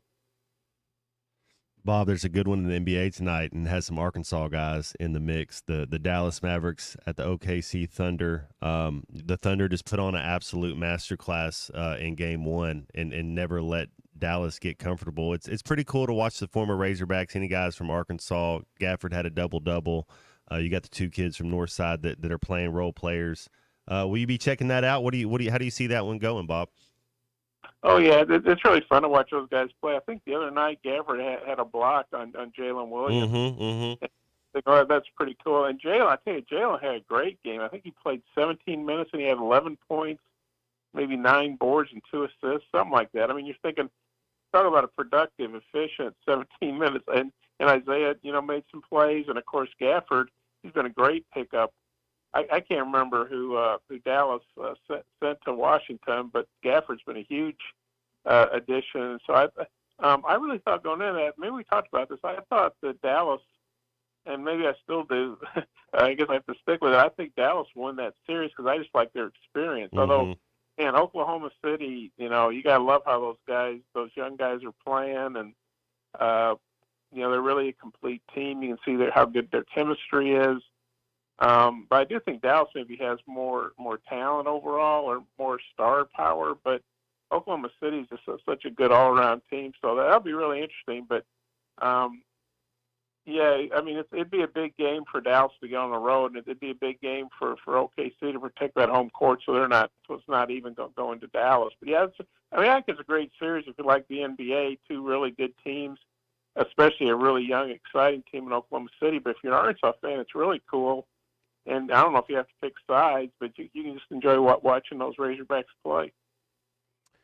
Bob, I don't know if you've heard the podcast, but you might have read what your colleague Anthony Christensen wrote in the Democrat and Whole Hog Sports today about the Calipari podcast that he does with Craig Robinson, which is titled Ways to Win. And they went in a little more detail on some of the stuff that Cal talked about this year's Arkansas team coming up. And interestingly, he refers to the idea that he only really wants, quote, 8 or 9 guys, unquote. You can have 13 scholarships, but it sounds like he's looking at just 8 or 9 guys. That's his terminology. I don't know if that means you're not using all the scholarships or whatnot, but, and he tells him the reason is because guys leave anyway, and he doesn't want to develop somebody for someone else. So, we had Muss was a guy that would be on a rotation of 6 to 7. Well, it looks like Cal may end up being in very much the same idea, maybe not another player or 2. Yeah, well, you hope it doesn't turn into what happened this past season where, Eric tried, I lost track how many, I think they had 13 or 14 different combinations, and everybody, which it's commendable. Eric gave everybody a shot because whatever they were trying wasn't working for a lot of the season. But yeah, I think Cal kind of has an NBA approach to things, which is where you have a tighter bench. And, I think there's been years Kentucky didn't have a full scholarship allotment. And now with NIL, you got to ask yourself, okay, we've got enough NIL to pay 10 guys. It's about playing guys, it's about paying guys, right? So how big is and so yeah, this guy would be a nice addition, but honestly, we don't have any money left for him. I mean, it's kind of like a GM putting an NBA team together, or whatever the pro sport might be. Is maybe there's not a salary cap where each team can only spend this much, but there's a salary cap in terms of how big a bankroll does a program have to pay guys. And so it may be that they don't really have enough for 12 or 13 guys, which is okay as long as, they don't get ravaged by injuries, because you're not going to play 12 or 13 guys anyway. But I did read the story, and I honestly did not know he had a podcast. And I think that guy, Robinson, I think he's Michelle Obama's brother who used to coach Oregon State. Yeah, that's so right. That's kind of interesting, but I didn't know Cal had a podcast, so that's kind of cool. Hey, Bob, what's the latest? Do you think this kid that's 28 years old that went and played in the bigs for a few years? I think he tried for about a decade. He's coming into the team as a preferred walk-on. What are your thoughts on him? Yeah, Monty Harrison. Well, I think it's a cool story, and I saw some people on social media. Richard Davenport did the story for us. Did a great job, as he always does. And there were some comments, and it got a lot of national play. I had a guy from AP call me asking about it, trying to get some details. And so it was really a national story because of his age and the fact that he did play in the big leagues a little bit, and obviously a lot of minor league ball. But I saw some people say, "Oh gosh, I can't believe we've fallen so far that we have to sign, 28-year-old guy who hasn't played football in 10 years." Well, this guy's not taking up a scholarship. He's a walk-on, as you said. He had it in his baseball contract that I'm not sure which organization. I'm trying to remember who drafted him. I know he played with the Angels, but it's in his pro contract that they will pay for his school. So that's great. And no offense to Monty Harrison, the guy, I don't think he's probably getting any NIL money. And so, to me, if this guy comes in and plays, that's great. If he doesn't play, well, he's a walk-on. And whatever happens, I don't know if he could have a role on special teams or in your receiver rotation or what.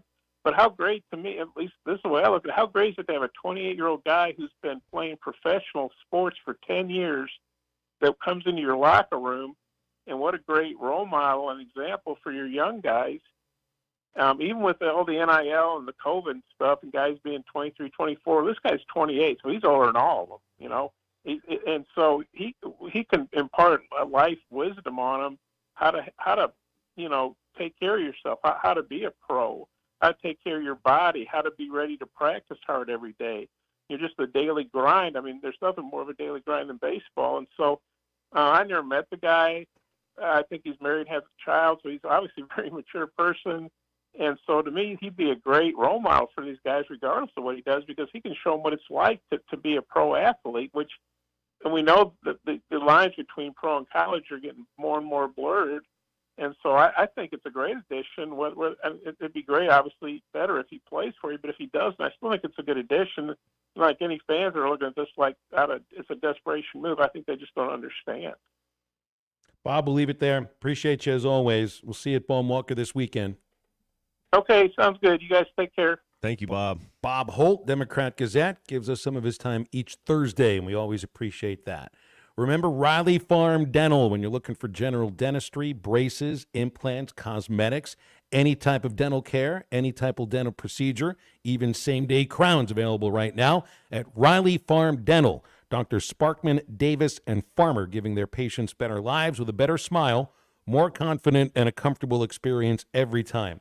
You'll find Riley Farm Dental at the entrance to Riley Farm off Highway 71 in Fort Smith. Call 226-3500 for an appointment or visit RileyFarmDental.com. Back with your phone calls and your texts on Halftime in just a moment. This is Halftime. You can now download our new app in the iTunes or Google Play Store. Listen anytime and anywhere on your favorite mobile device. Just search Hit That Line now. This is Halftime. Come on along, head for the mountains of Bush. Head for the mountains, it's cold and it's smooth and it's waiting for you. Come on, head for the mountains of Bush. Head for the mountains of Bush. Head for the mountains of Bush. Like Enjoy responsibly. Copyright 2022. Anheuser-Busch, Busch, and Busch Light Beer, St. Louis, Missouri. The tailgating scene on a perfect fall day in the natural state. Calling the Hogs with 75,000 plus as the Razorbacks run through the A. And all the things you love about football game days are near. Football season tickets are now on sale for marquee matchups against Tennessee, LSU, Ole Miss, and longtime rival and new SEC foe, Texas. Slant, caught, touchdown, Arkansas. Experience game day on the Hill and secure your seat and tailgating space by visiting ArkansasRazorbacks.com or by calling the Hogs at 800-982-HOGS. And we're back with the action. Coke Zero Sugar might be the best Coke ever. That's right, Jim. With an irresistible taste and zero sugar, Coke Zero Sugar is a must-try for any sports fan. So make sure you... Wait, Jim, I didn't mean try it right now. We're still on the air. Best Coke ever? Take a taste, Jen. Really? No, not right now, Jen. We got a game to call. Can you explain the infield fly rule? Neither can I, but I can help you navigate a variety of legal issues, from divorce to personal injury to estate planning. I'm Jackie Mock with Mock Legal Solutions, a new law firm offering affordable flat fees with payment plans available. You get an ace at the price of a minor leaguer. Now that sounds like a grand slam to me. Call Mock Legal Solutions for your free consultation. 479-769-1505. Real advice, reasonable price. Sometimes I'm in a hurry. Stay in the slow lane, buddy. That's when I use the Sodies app to order my favorites and pick up in their drive-thru. They even offer a 10% discount on your first app order. Experience different at Sodies Wine and Spirits off I-540 on Phoenix Avenue. Every day is worth celebrating at Uncorked. Cocktails, wine, craft beer, bourbons, and unbelievably great food. Uncorked on Phoenix Avenue next to Sodies. Hello, this is Sebastian County Assessor Zach Johnson here to remind you to assess your personal property by May 31st to avoid late penalty. You can do this in person at one of our 3 locations, over the phone, or online by going to www.countyservice.net. I would also like to remind any current homeowners or individuals buying their homes on contract to contact our office and check on your eligibility for the Homestead Tax Credit. Contact us today to see if you qualify. The Homestead Tax Credit can save you up to $425 off of your tax bill. This ad sponsored by Sebastian County Assessor and paid for by Amendment 79. Your home for every Razorback football, basketball, and baseball game. ESPN 95.3.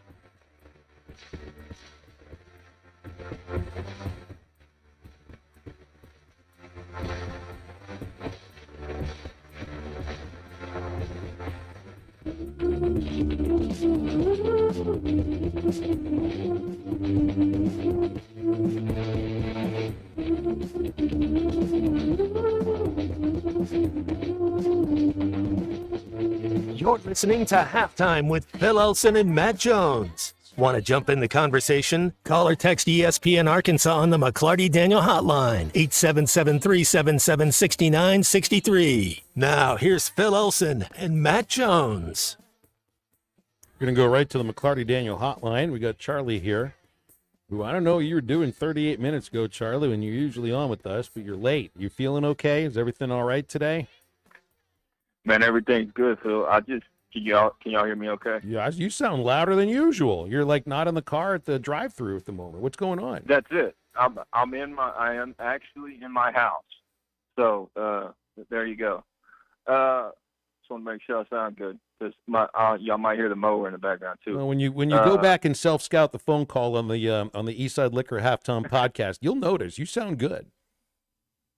Hey man, Phil, we talk about this all the time. I'm trying to get better every day. Hey, I am the ultimate competitor. At least one of us is. Y'all are doing great.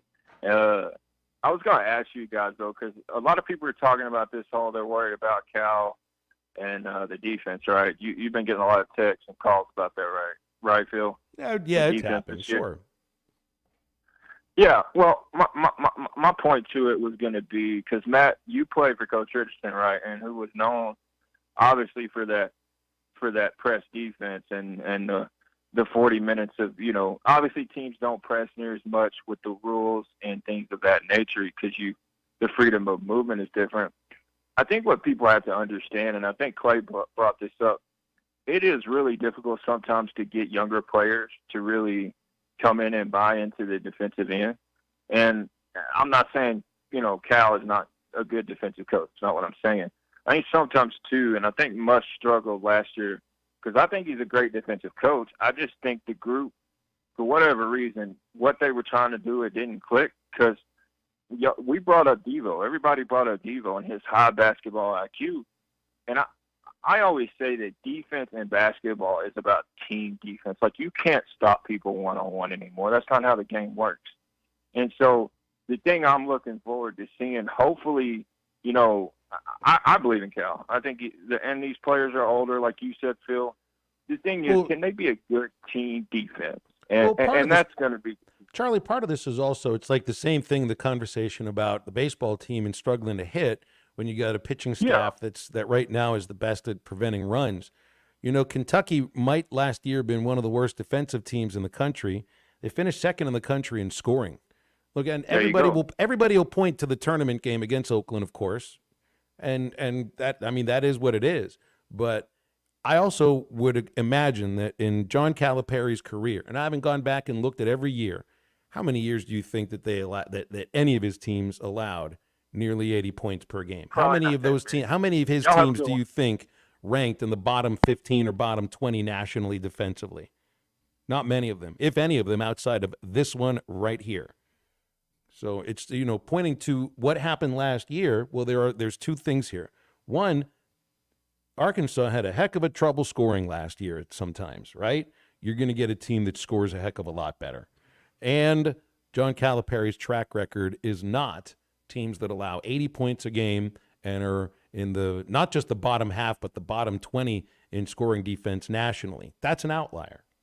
Well, you want to have an NBA guy on your roster, that's for sure. How many freshmen are in high school? How many seniors in high school that are freshmen the next level? How many of them know how to study film? How many of them understand the concept of playing team defense? And when you're a senior in high school scoring 28 points a game, you don't guard the other team's best player. You kind of get to play freelance, and so you're learning. And that's why I think you're seeing these coaches, when you can get a guy that's been in the college offseason 3 times and he knows a little bit more, he knows how to have good practice habits, how to have good study habits. I mean, that goes. He's been three more years in a college weight room. I think those type of things help out. Yeah, I also just don't think that it's been a problem throughout his career, or even like in the last 5 years when they haven't won. It's just about March. If it's just about March, I get it, but it's not like Kentucky's been the worst defensive team in the SEC or in the bottom 3 or 4 in the last 4 years every year. No, they were pretty good a couple years ago defensively. So, you get 3 guys that are coming back, and they're going to have to buy into that as well. And, it's like the same thing. It's like people will complain on the baseball side that the team isn't hitting and all the blame is going on Nate Thompson, and then talking about how they just never hit when they have to hit and everything. It's just, I seem to remember them scoring like 8 million runs in a regional in Stillwater. They scored plenty of runs until somebody did shut them down, and that actually happens in that sport. It happens in basketball too. These guys have a track record. Nate's track record also is of a team that can score in incredible numbers, just not this year. Last year's team put a lot of runs up too. So, not all of Cal's teams have stunk defensively. It's just last year that was what happened. What did Cal say at his press conference, his introductory press conference? Coaching's about getting kids to do things that they didn't know that they could achieve, believing in them and then making them feel good about it. And that's what he does. Oscar Tshiebwe played outside his head. You think about Marcus Camby, Anthony Davis. Those are 2 of the best defensive players to ever play the basketball game in the NBA. No question about it. You're getting one of the top defensive centers in the league, and Jonas Adu. I mean, he's going to achieve with them. He's going to have that kid doing things that he didn't know he could do. You notice Charlie sounds different when he's home. Like, there was something about his voice. BE even just texted in. He was like, Charlie sounds taller. He did. He sounded a little bit taller. I don't know how it happens like that, but he always is in the car, usually on his lunch break. He is a dedicated halftime listener and a dedicated caller about 12 noon. You knew something was wrong when it was 33 minutes after he usually is on, and that's when he was on. But he sounded, I don't know, Matt, like you've got the deepest voice on the show here between you and me. Charlie might have matched you there. There we go. It's a good day. Only took a little bit of practice, just a tiny, tiny little bit of practice. 877-377-6963. Calls and texts on the McLarty Daniel hotline. Jaden Daniels and Malik Neighbors have a $10,000 bet as to who will win the NFL Offensive Rookie of the Year.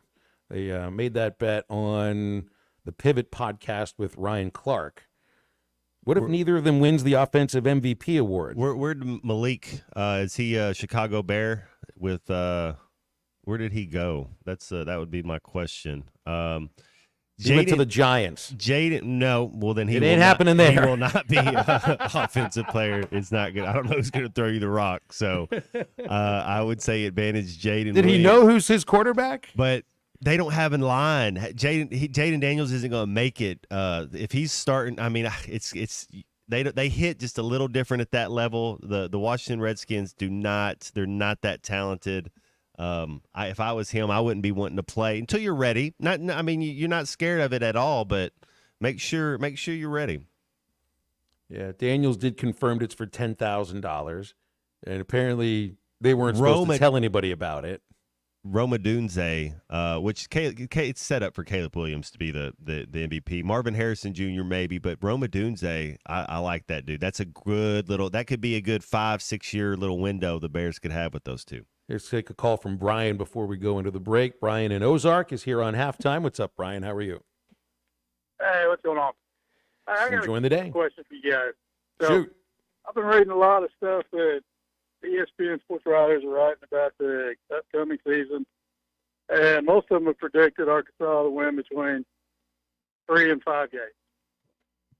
And, of course, there's quite a few that don't believe Sam will make it through the season. I listened to Trey Biddy yesterday. He said that he believes that Arkansas has to win 7 games for Sam Pittman to remain. So I just want to ask your opinion and what you think on that. I'm just going to hang up and listen, guys. Y'all have a great day. All right. Thank you, Brian. I mean, it sounds about right. You know, four obviously was not enough from last year. Is just making a bowl game, is being bowl eligible enough this year? Some of that might also depend on who your wins come against. Do you stick with 7? I don't know. I mean, I don't know the idea of, what it is that you have to do here to keep a job. I just know going into this next season, you can't have the same kind of year, and you probably need at least a couple more wins. Yeah, I mean, it was abysmal. It was pedestrian at best at times this year on the offensive side. No question about it. So offense, I think we upgraded. They went out. I feel good that they went out and got their guy in the warp zone, and he never looked back. That's got to be a positive sign. I do not think the offensive line is going to be a detriment this year. They're going to be better. They made some moves in the portal too. Armstrong's going to be better. Satania's going to be better. You look at our running back. I mean, we should be better. We should 100% be better next year. Defense, I'm worried about. I think I hope we don't take a little lull, take a slump, because you look at those last 2 games we had at home. OMG, we didn't tackle anybody. We didn't pursue anybody. It was just kind of like we're going through the motions. So defense is probably, I'm a little more worried this year, and we lost our best player. I mean, a kid that clearly is going to play on Sundays if he's healthy. So it doesn't matter where he goes. But Chris Pupal, Duke can go. We'll take more calls and texts as we go throughout the show. The McLarty Daniel hotline remains open at 877-377-6963, and we're back to wrap up the second hour right after this. This is Halftime. Pay attention. This happens fast. You're on the forklift in your warehouse when it breaks down. You call Medley Equipment Company. Talk to Debbie. Hello. Debbie tells you they'll get you moving again. Debbie talks to a service tech. Yep, I can do it. Tech says when they can be there. That nice Debbie lady calls you back. Hello. Saying your forklift will be fixed in a few hours. Nice. Pretty fast, right? We're just trying to keep up because Medley keeps you moving. I'm branch manager Dennis Mabry. Visit medleycompany.com or see us at 4001 Harper Avenue, Fort Smith, Arkansas. When you need legal help, turn to the law offices of Craig L. Cook. With over 40 years combined experience, the Cook Law Team works for you. If you've been injured in an auto accident, hurt on the job, a victim of nursing home negligence, or need help with bankruptcy, Social Security, wills, trusts, estates, or family law issues, Craig Cook will go to work for you. Call us today, 479-783-8000. The law offices of Craig L. Cook with locations in Arkansas and Oklahoma. We work for working people. You will never find a boring old burger at Art's Barbecue and Burgers in Fort Smith. Try the Wild West Burger, topped with a hot link, jalapenos, and Art's hot sauce. The Brisket Burger, with tender brisket and caramelized onions on top of their hand-patted burger. Or the famous Art Attack, with house bacon, smoked ham, an onion ring, and a fried egg. There are 10 different burgers to choose from, and they're all $1 off every Saturday. Art's Barbecue Burgers and more. Rogers Avenue, next to Buddy's in Fort Smith. Barrels and Brews Bottle Shop at the Hub in Chaffee Crossing has everything you need for your favorite activities. Our knowledgeable staff will be glad to help you with the current specials and our new arrivals of must-have bourbons and whiskeys. Hit the cooler for some of the coldest beer in town or choose from our large selection of amazing wines. Order online or call ahead Monday through Saturday from 10 a.m. till 10 p.m. at the Hub in Chaffee Crossing. Barrels and Brews, voted best of the best in Fort Smith. It will put a smile on your face. Got a pest? Call West. If you have pest or termite problems in your home, call West today and learn how their 50 years combined experience can help solve your problems with competitive pricing and quality services, all designed with your pets and children in mind. Call today and schedule your free estimate. They even offer Saturday services and long life attic pest control. Call 782-7291. West Termite and Pest Control, protecting your home health and peace of mind. Oh no, what happened to your windshield? I had an accident. I'm definitely going to have to get a new one. You should call Mr. Auto Glass on Towson Avenue. I have to be careful. I have all this technology in my windshield. Technology? Yes, things like adaptive cruise, rain sensing wipers, and lane assistant. Well, the folks over at Mr. Auto Glass can definitely calibrate all of that for you. They are super friendly and fast. You should give them a call. What's that number? 782-4441. Okay, I'll give Mr. Auto Glass a call. 782-4441. When you need tough and paint just isn't enough, check out River City Coatings in Van Buren. When it comes to your metals, paint can peel and crack over time. Whether it's your patio furniture, rims or trims on your automobile, or heavy equipment, no one has time for a redo. Powder coating provides the toughness you need. Preserve your investment with powder coating from River City Coatings. River City Coatings, certified John Deere, Caterpillar, ISO 9001, Packer, and UL provider of tough. River City Coatings, 471-7675 or online at rivercitycoatings.com. Remodeling your bathroom? Don't let your imagination be limited by out-of-the-box shower doors or tub enclosures. Arkansas Glass and Mirror is your local source for all things glass, including plexiglass, mirrors, and shower doors since 1964. Arkansas Glass and Mirror has more selections, better prices, and the experience to help you build the shower of your dreams. They also have the only showroom in the area to help you create those dreams. Professional installation and professional service. Only at Arkansas Glass and Mirror, 1316 South Z Road, Fort Smith, or online at arkansasglassandmirror.com. Your home for every Razorback football, basketball, and baseball game. ESPN 95.3.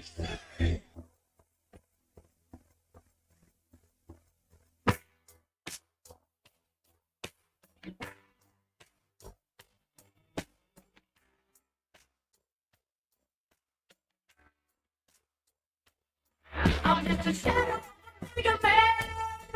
Going back to what you I'm gonna set it up now to just look it down. It's like my daddy said. You gotta use your head.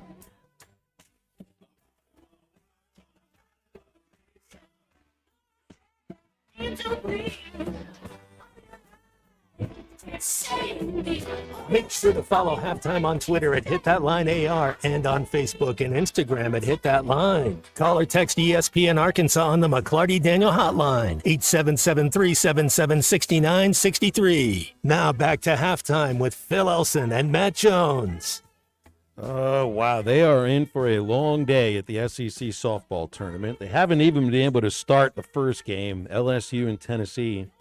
Nasty storms in Auburn, Alabama, and a tornado watch that lasts through 4 p.m. Central Time. Man, I mean, that's a day ruiner right there. They got 4 games to get in. So maybe that ends up meaning you get some games in tomorrow. I don't know. That should be played later today. But, usually you don't have games that go 14 innings in over 4 hours. So I would look at yesterday as the outlier. But, yeah, that's the kind of thing I worry about when we get to Hoover for the baseball tournament in 2 weeks or less than 2 weeks. You get a day like this, like if you can't fit 4 baseball games, 9-inning games, even with the pitch timer, into what would that be? If you started 3:30, or if it stops raining at 3:00 and you can get the field ready by 3:45, maybe throw the first pitch at 4, 1 game to get you to 7, another to get you to 10, and then call it a day. You can't be starting baseball games after 10 o'clock, or maybe you can, because I've seen this before. I've definitely seen that before. Arkansas-Mizzou is game 2 of this session, so got to wait for LSU and Tennessee first, and it's just a lot of sitting around and waiting because there's not a lot of places for them to go. It's not like you can just hang around the ballpark because the softball stadiums aren't the biggest. There's no place for them to just sit. I guess you just wait in the hotel. Would they try to get them all in tonight, or is there some point where it's like, well, we'll just have to start early in the morning? And why don't they start a little earlier? Well, they were going to start at 9:30 in the morning. It's been going all day. Yeah, no chance to do that. Yeah, you hate it for the kids. So it's just kind of hurry up and wait, and then wait, and then wait, and then wait, and then wait a little more. It's a long day when you get 4 days to get in, and you're waiting to know if you're even going to play one of them. Meanwhile, we're into hour number 3 on what is a beautiful day across the natural state. And halftime, we'll be joined by Brett Dolan in about 20 minutes. Your calls and texts coming up shortly. The Clardy Daniel hotline open at 877-377-6963. We'll be back for the top of the hour break.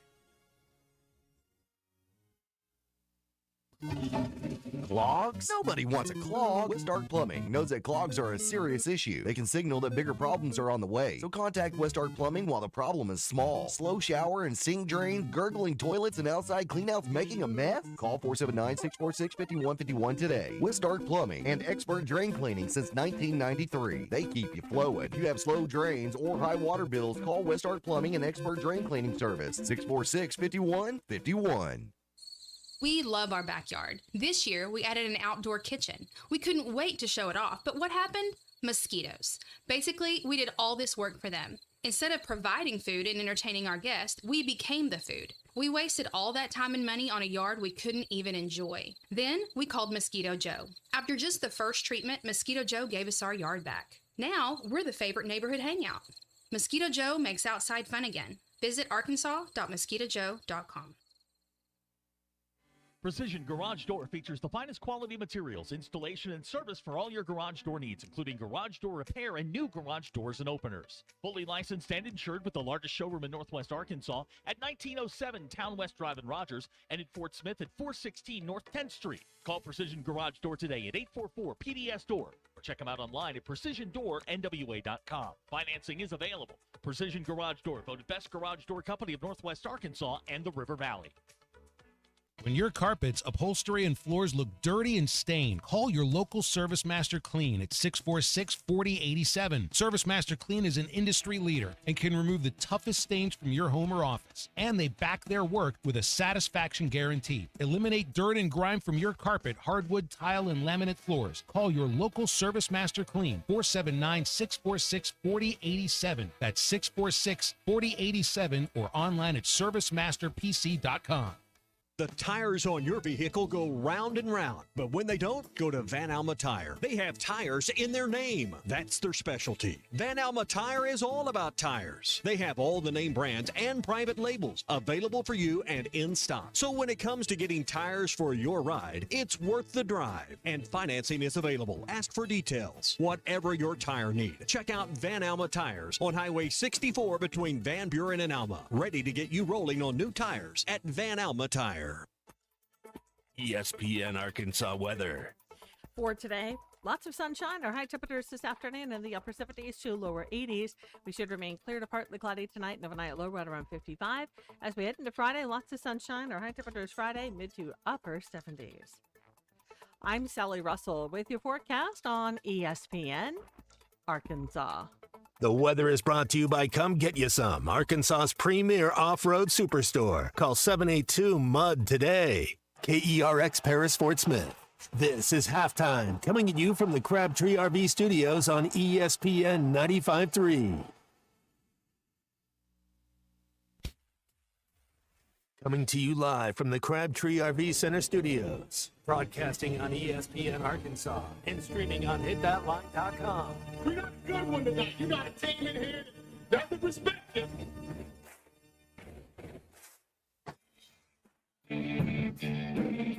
Ask me if I'm all right. Why can't they dominate? And we not doing it. We're going to go get one and celebrate on somebody else's field. Yeah.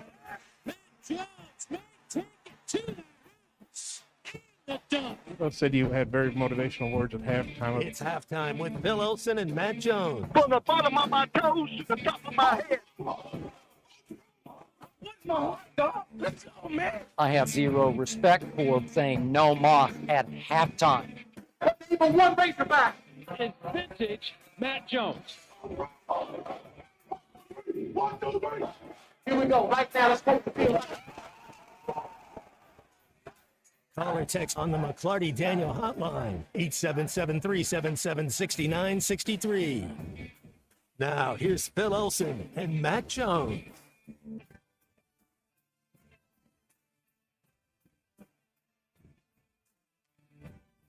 And welcome back into halftime for hour number 3 on a beautiful Thursday. Phil Elson with my friend Matt Jones. And who we got producing here? Is it the C unit or is that C-Money. Colton? Yeah. Well, we've got a C unit. And now we've got another Oh, guy that's named true. Colton in We there. got two. Yeah, we got the C train going on. What can we do about this?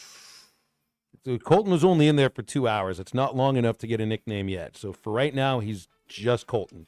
Or he might just be, that guy. We'll go with that guy for the time being. I've been called much worse, so Colton is great. Thanks.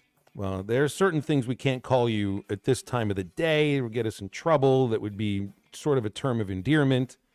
As we all know. Now, Colton, all right, now that we got you here, let's learn a little bit about you. Bruh? Yeah. Where are you from? From the quaint little hamlet of Gentry, Arkansas, in northwest Arkansas, well known for its production of Little Debbie snack cakes and the former Safari. Is that not open anymore? As far as I know, to my most recent knowledge, I don't believe that it is no longer functional or working. Man, I mean, I've had some real fun up there with the kids. It was a Safari. It was a great place to go and take your family. It was awesome. I have a lot of great memories there, and everybody that ran that place was awesome people. All right. So, what sports have you played, Colton? Professionally or collegiately, absolutely none. On a very, very low level, I played high school baseball, basketball, and a little bit of football, but that's really it. Are y'all the Gentry Owls? The Pioneers, Matt. The Pioneers. Gentry Pioneers. So you three sport letterman though. That's pretty cool. If they actually counted letters, I don't think I would have lettered in 2, but I will take 1. So thank you. I like that he started with where'd you play professionally? No, I wasn't going professionally just yet. I had to give credibility. All right. What about age? Where are you on the age scale here? I am 24 years old. I'll be 25 at the end of the month, 3 weeks Oh, from this today. fits in perfectly, man. You are just ripe for us to ruin. So this will be a lot of fun as you are sort of eased into the role as show producer on halftime. We got a whole string of producers that we've ruined already. You're sitting next to one of them, the C Unit, who has no control over his nickname because it was Big C in the mornings, and I will never call him Big C. So if you're okay with it, just keep in mind the theme here is if they're not making fun of you, they don't care about you. Oh, it's of no worries to me. Like I said, you can call me whatever you want as long as it's not derogatory. I'll probably answer to it. All right. Well, we'll figure it'll get derogatory if we really like you. Like Can't that's how you know when we like absolutely love you is that we start throwing around the nicknames that'll get us in trouble if we say it on the radio. So it all works just perfectly for us. I got to figure out the halftime homework for C Unit for this next weekend. Eventually, Colton will be teaching you all about music out of the 60s, the 70s, the 80s, the 90s, pop culture, movies you got to watch, the kind of things that are really important for an education. Forget about math and, U.S. history and world history and science and all of those things. Pop culture, if you're doing sports radio, means a heck of a lot more. Right, it's the 12-hour road trips, and you got to have a couple movies, couple card games, couple different albums. No question about it. I threw some songs on the halftime rundown, Phil, and I think only maybe 2 of them were from this century. So he's already an old soul at heart.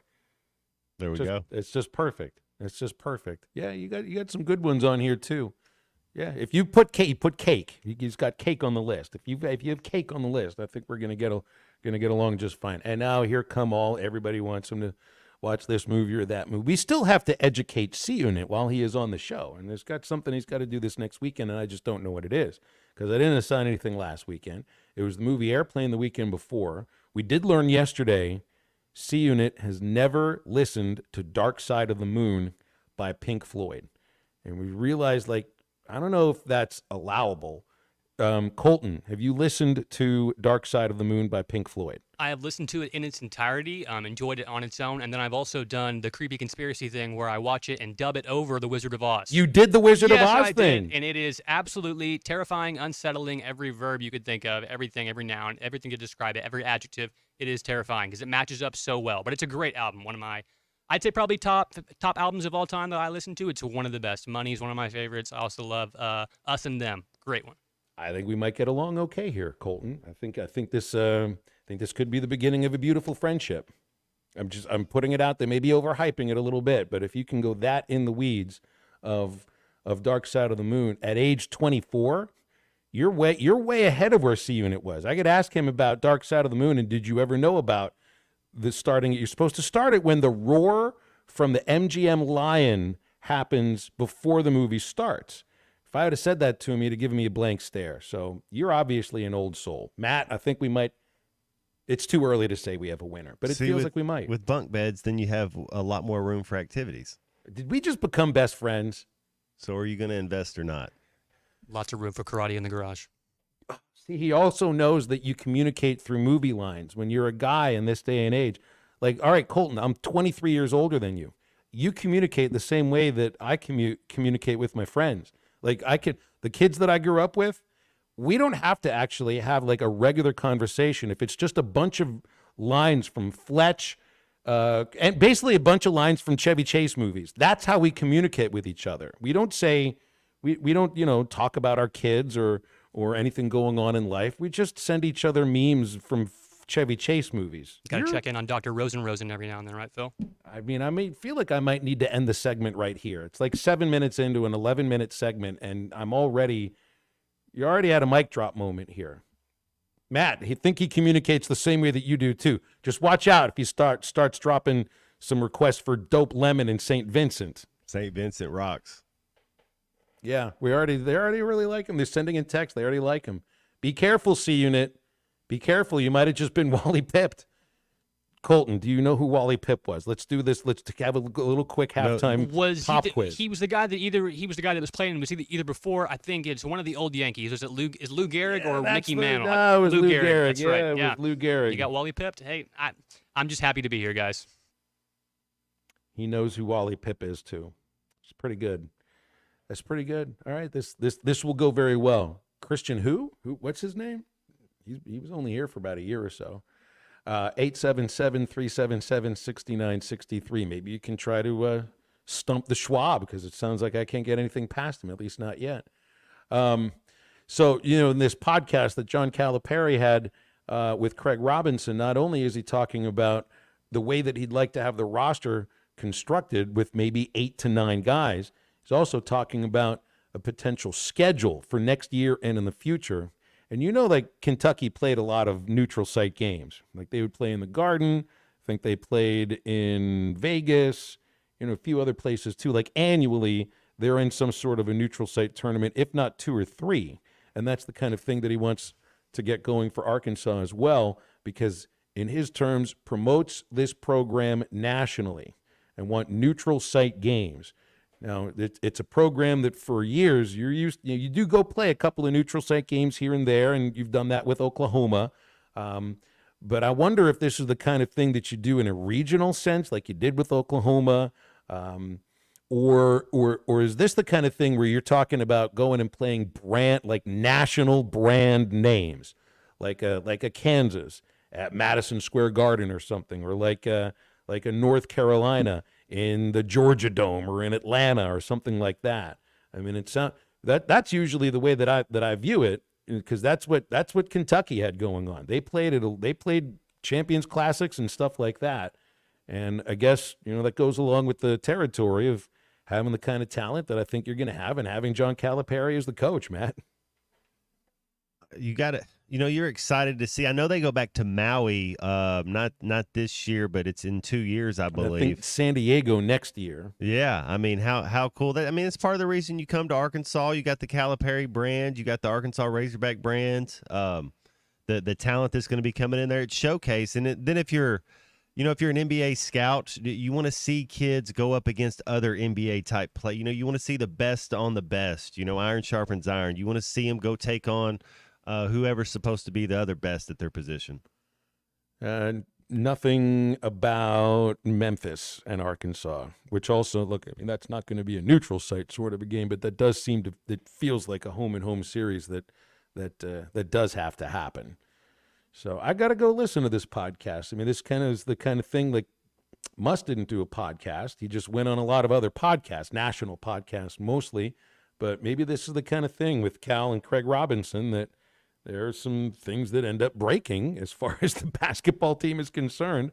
There on the Ways to Win podcast. I could see a lot of things breaking because you get to control the narrative on your own podcast. So I think that would be a thing that you might be able to glean a lot of information from. We've got a recommendation for a nickname for Colton here. Carl wants him to be Coco. That was my mother's nickname for me when I was a child. So if that's what we're going with, I can definitely get behind it. It's better than, well, you'd rather have T-Bone, wouldn't you, Matt? I'd much rather have T-Bone than Coco. The ocean called the running out of shrimp. Yes, that's exactly true. He knows exactly what that must be from as well, because if you don't know that one, I don't think you can sit in that chair. Brought to you by Wood Power Sports. When you're looking for your next side-by-side motorcycle, ATV, or zero-turn mower, look no further than your local Wood Power Sports store. 3 convenient locations in our listening area: Harrison, Springdale, and Fayetteville. They have over 9 brands to choose from. If you can think about a brand, they've probably got it. Can-Am, Kawasaki, Yamaha, Polaris, CF Moto, Suzuki, KTM, Hustler, and Honda. 3 locations: Harrison, Springdale, and Fayetteville, providing you with outstanding service and parts capabilities. They even offer deliveries. Just go online to woodpowersports.com. You find the location and the brand right there. You can also shop on site at their 3 locations. Wood Power Sports, a solid name you can trust. Solid name you can trust as well. Brett Dolan joining halftime on the McClarty Daniel Hotline in just a moment. Championship Under Construction is brought to you by Limbird Real Estate Group, serving all of Northwest Arkansas, Missouri, and the River Valley. For all your real estate needs, go to LimbirdTeam.com. Limbird Real Estate Group, serving all of Northwest Arkansas, Missouri, and the River Valley. For all your real estate needs, go to LimbirdTeam.com. Touchdown, Arkansas! We fought back. We took a punch, and we answered back. He's going to go! Johnson's at midfield, and there he goes! 90 yards. I saw it, but I'm not sure I believe it. Listen to every Razorback football game this season right here on ESPN 95.3 and hitthatline.com.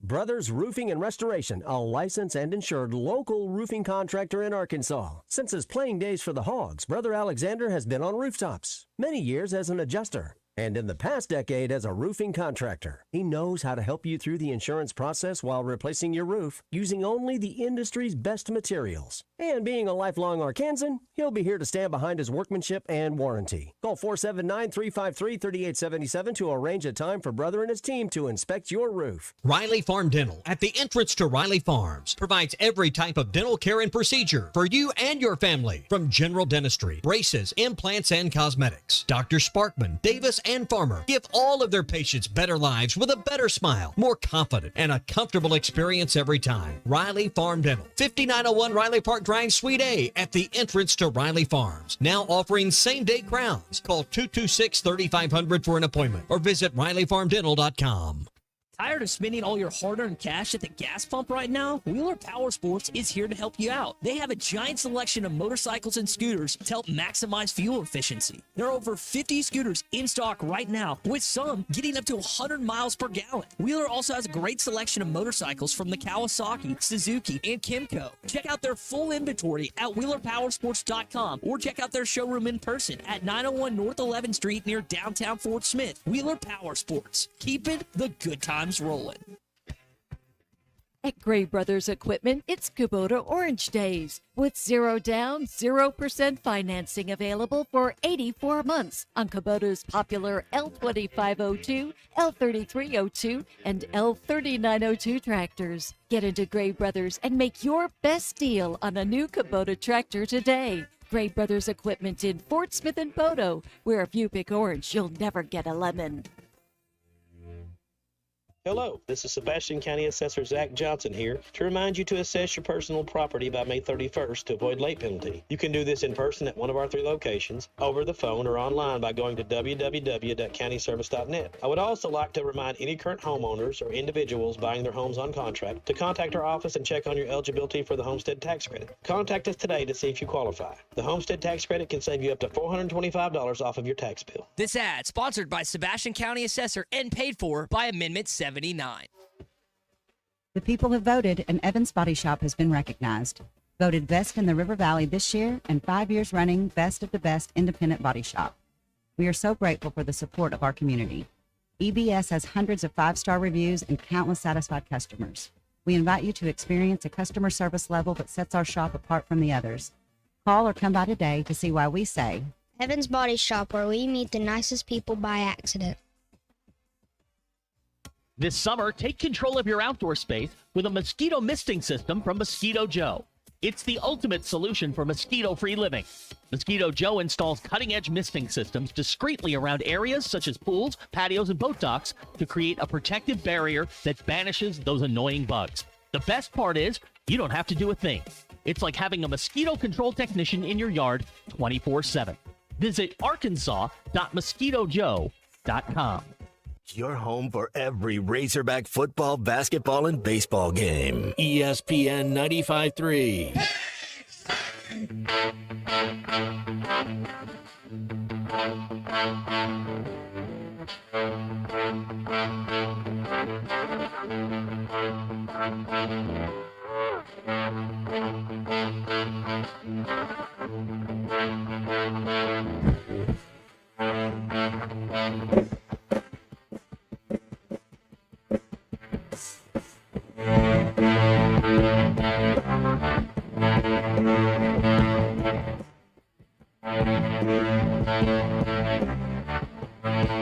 Welcome back to Halftime with Phil Elson and Matt Jones. Got a question or comment for the guys? Call or text on the McClarty Daniel hotline, 877-377-6963. Let's get back to the show with the voice of Arkansas Razorback baseball, Phil Elson, and Razorback football legend Matt Jones.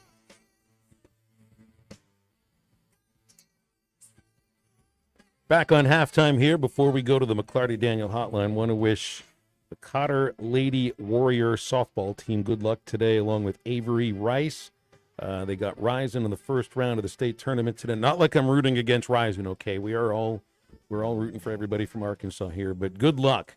Good luck doesn't necessarily mean win. It means play well. Good luck, Cotter Lady Warriors, as they play Ryzen today in the state tournament. We go to Brett Dolan on the McClarty Daniel hotline, and speaking of softballers, he's got one that I'm sure you wouldn't mind bragging about too, Brett, right? Well, I do love my softball. I love the yellow ball in addition to the smaller white one. So, the springs are always a little bit chaotic when you're kind of jumping back and forth between all the baseball and softball seasons. Yeah. Didn't your daughter, though, she's been recognized as one of the top players in her region? I know sometimes we've talked to you while you've been at the softball field.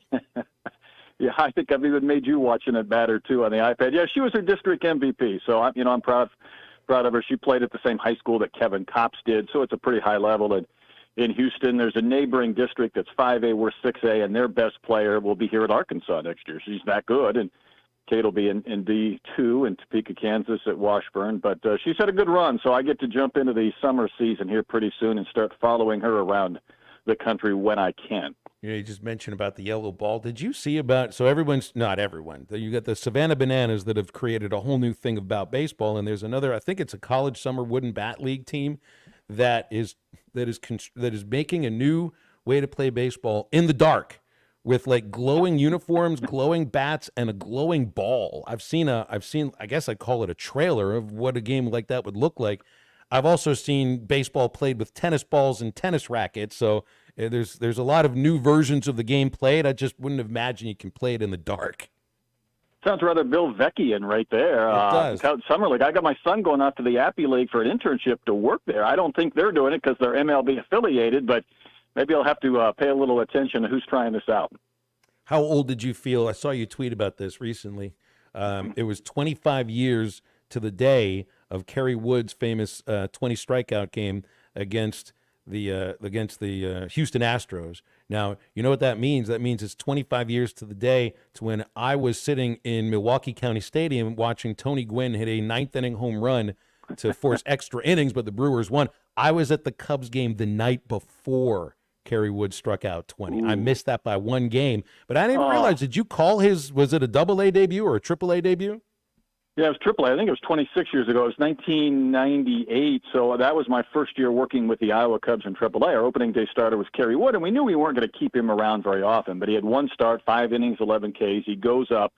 I think he pitched against Montreal or whatnot. I actually went to see him make his first start at Wrigley, I think, and then a week after that he had the 20 strikeout performance, maybe one of the greatest pitch performances, even though it wasn't a no-hitter in baseball history. And then when you kind of reflect back and you think, 26 years? Really? I mean, I guess it feels like a long time ago. I mean, he has kids now that I'm calling some of their baseball events through Perfect Game and whatnot that are 17, 18 years old. But, boy, time flies. 2.5 decades can go by in a blink of an eye. Yeah, no kidding. How many games are you on the call for Arkansas, Mississippi State this weekend? We've got 2, so we had a chance to visit with Chris Lemonis today and kind of get ready for this series. I'm excited to have the first 2 Friday and Saturday. I will say, Phil, you and I are both media members, but we enjoy when the teams do well. We understand the fan base. If I was strictly a fan, I'd probably be a little bit anxious. I feel like State's playing really good baseball as of late. Yeah, no, Kev. They announced what did Lemonis say anything about what their rotation looks like? Because, you know, I think they've been pretty steady as far as Carl Steven and Gerangelo Saincha, but they've started Brooks Auger or Evan Cieri more in the SEC in the third game. Did they tell you anything about that? Yeah, he said still TBA. Auger's a candidate. He's pitched well. And their pitching staff, much like Arkansas, has been really good. And their Friday and Saturday pitchers have been outstanding. Now, he does have Nate Dome, who's kind of his Friday guy who's been hurt, that he might throw for a couple of innings. And maybe that Sunday is a start. Maybe that's in relief. He also has last year's number 2 starter who went through Tommy John that's available in relief as well. So, you know, it's also, Phil, not just a team that pitches well, but this is where it feels like a lot similar to Arkansas. They defend extremely well. Their defensive numbers are good. It's kind of been the one consistent aspect of their team. To me, it feels like Arkansas, of course, has been pitching and defense as well. Both of these teams are similar programs, and Dave went over this today when I was able to jump on his conference call. Is it pressure versus expectation, and how do you handle it when the fans expect you to win and win big, and when you lose, the sky's falling? State goes through that same thing. And they're really fighting to host, where Arkansas is trying to stay in that national seed conversation, if not lock it up, and then maybe win an SEC regular season championship or a West. So I think it's going to be a lot of fun this weekend. You know, where these teams really do differ. Now, the pitching staffs, there's a lot of similarity there.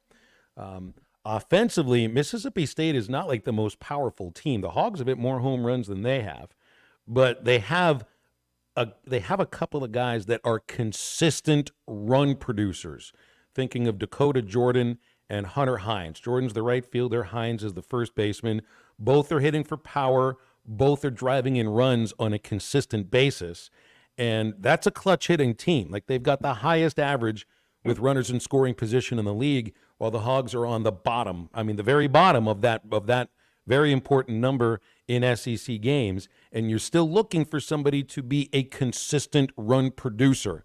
Like, I think the team, what Arkansas doesn't struggle at, it's not a matter of getting men on base. It's bringing them home. They get guys on base. They just leave a lot of them on base. They do, and I feel like when I cover Arkansas softball team and baseball team, there's so many similarities, and where the similarities come is pitching and defense and getting people on base, not necessarily scoring to the level we would think. And I think that both softball and baseball, and this is more of a baseball conversation, you still need to hit home runs. And I know when you get to a regional and you don't homer and you lose, everybody says, it can't be a team that relies on home runs. But what's the easiest way to freaking score? It's hit the ball over the other side of the fence.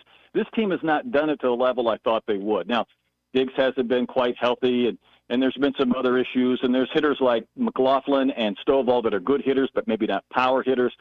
You know, a couple of 3-run homers certainly wouldn't hurt as far as affecting a few of those numbers, and maybe this is the week, although, again, a very good pitching staff.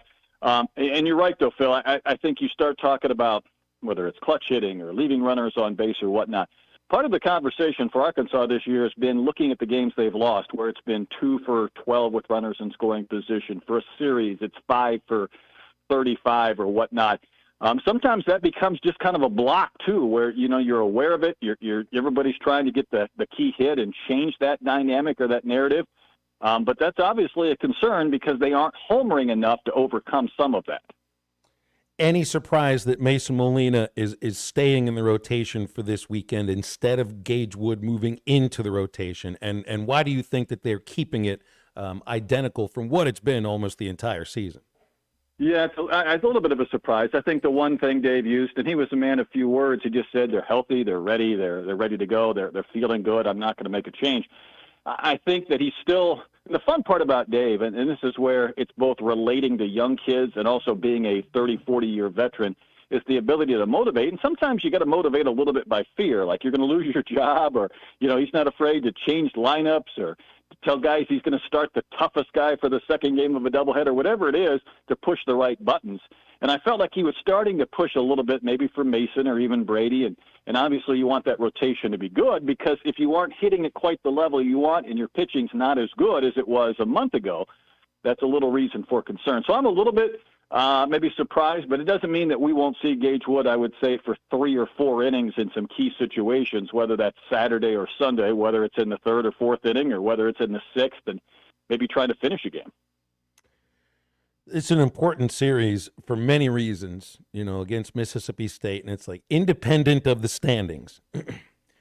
It's the last time they're playing at home until a regional. Going on the road to A&M, that's going to be really difficult. And whatever happens in the SEC tournament has no bearing on what happens after that. None whatsoever. We've seen so much proof that anything that happens in Hoover, whether bad or good, doesn't carry over. It's almost like limbo, or purgatory, waiting for what's next. You got to play well at home, especially the fact that they have played so well at home this year. It's just, I think this is the best team that's coming into Baum-Walker to play them. I think the best team they've played this year is Kentucky. You could say South Carolina or Alabama too, are teams that have played at a high level at a point this year. There haven't really been very good SEC teams that have come in to Baum-Walker, at least record-wise. This is the best one that's coming in.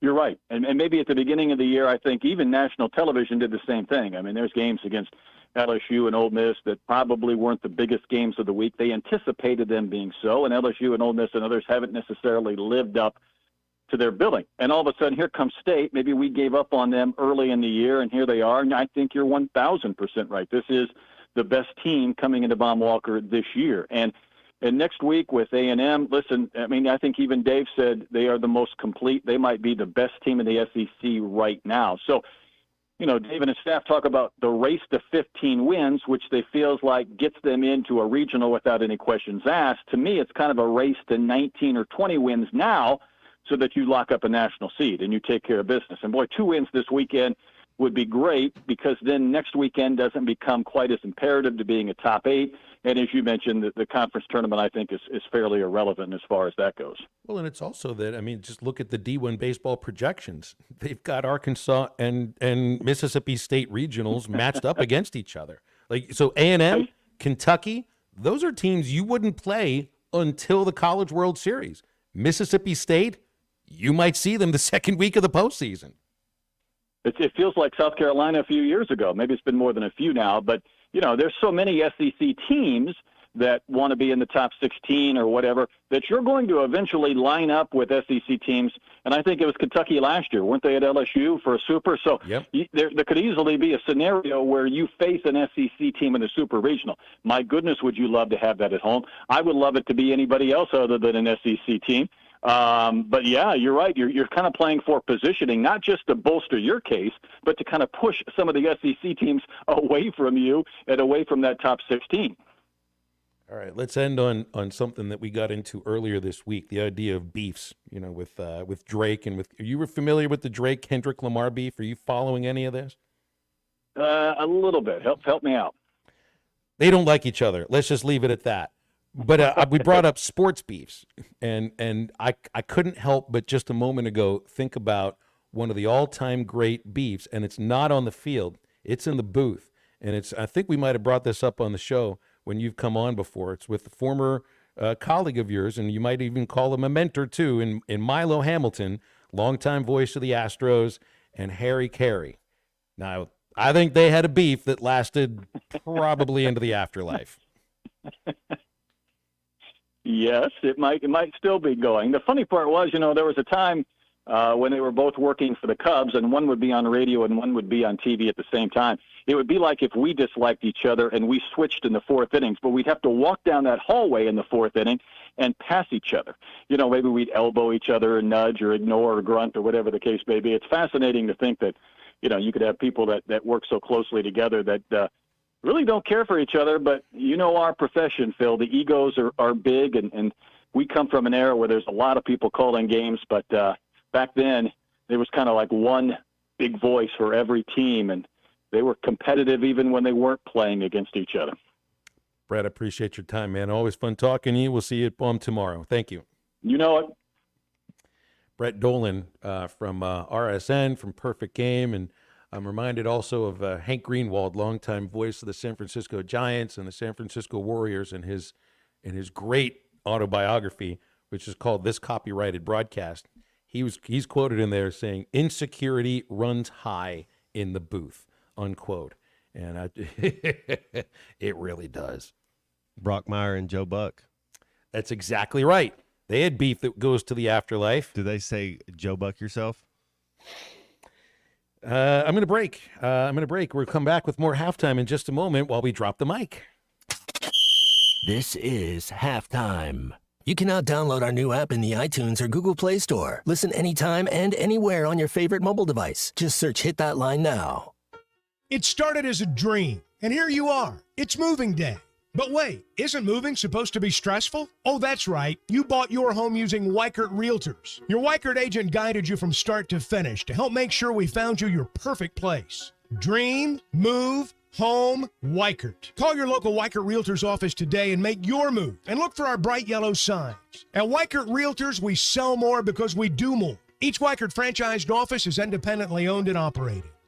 It's a mystery where Old Spice finds its amazing scents like Himalayan sea salt, but I'm thrilled they have, because no other body wash exfoliates and moisturizes 24/7 like Old Spice Gentleman's Himalayan sea salt body wash. Now, if only there was a mountain range separating the Indian subcontinent from the Tibetan plateau where I could hide my Old Spice and keep my family from stealing it, my impossibly smooth skin will finally be safe.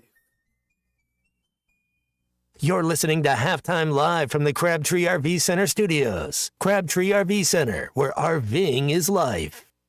When you need tough and paint just isn't enough, check out River City Coatings in Van Buren. When it comes to your metals, paint can peel and crack over time. Whether it's your patio furniture, rims or trims on your automobile, or heavy equipment, no one has time for a redo. Powder coating provides the toughness you need. Preserve your investment with powder coating from River City Coatings. River City Coatings, certified John Deere, Caterpillar, ISO 9001, Packer, and UL provider of tough. River City Coatings, 471-7675, or online at rivercitycoatings.com.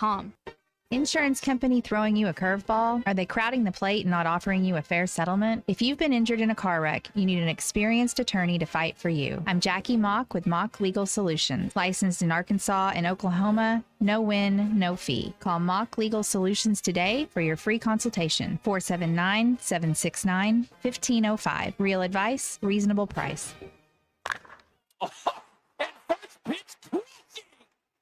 Why do people love Shamrock Liquor Warehouse? Simple. They've got it all. 70 years in business, 15,000 square feet of choices. They buy in volume so you can save. What else? How about the largest selection of everything? Shamrock's got it. Special orders? Shamrock's got it. Convenient drive-through, open 6 days a week? Shamrock's got it. Need a keg for your party? Shamrock's got it. Load up at Shamrock Liquor Warehouse at the corner of Midland and Riverfront Drive in Fort Smith.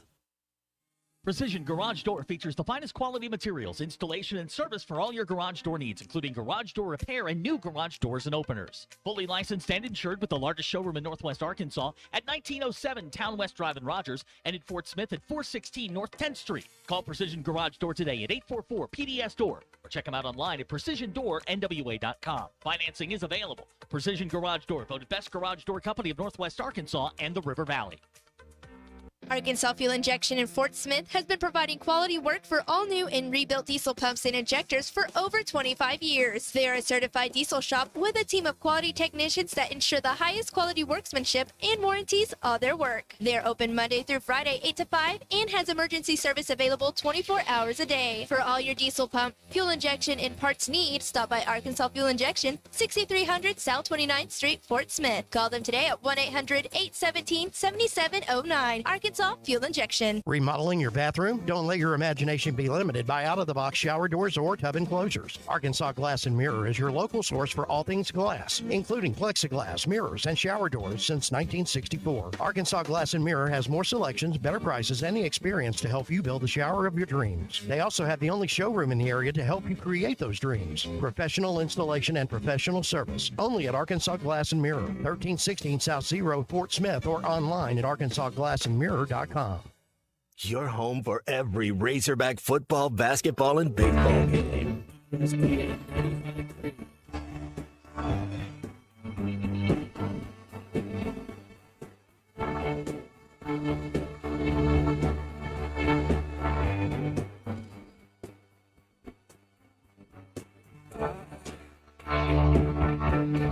wish I could time.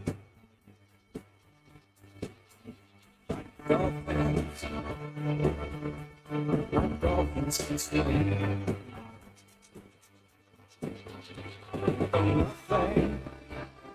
Nothing but two parts together. You can beat that.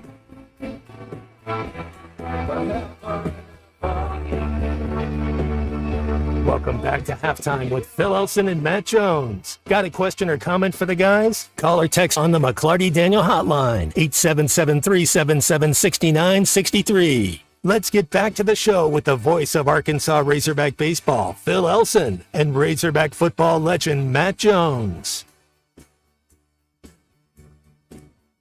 Home stretch time.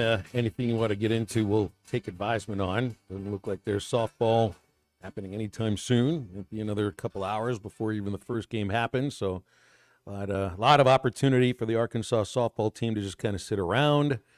And looks like Patrick Beverly will be sitting around for at least 4 games when next basketball season begins in the NBA. They have suspended him without pay for 4 games for the incident in Game 6 against the Pacers for throwing the basketball at a fan and a, quote, an inappropriate interaction, unquote, with an ESPN producer. And the case has been forwarded to detectives who are still investigating the situation, and they're taking all accusations seriously. So, I mean, is that really tossing a basketball at somebody? Is that, look, I mean, there's a difference in the way that he threw it, and maybe, I guess, like, I don't remember the name of the player. Was it UT Arlington? You remember that it was the Western Athletic Conference championship game?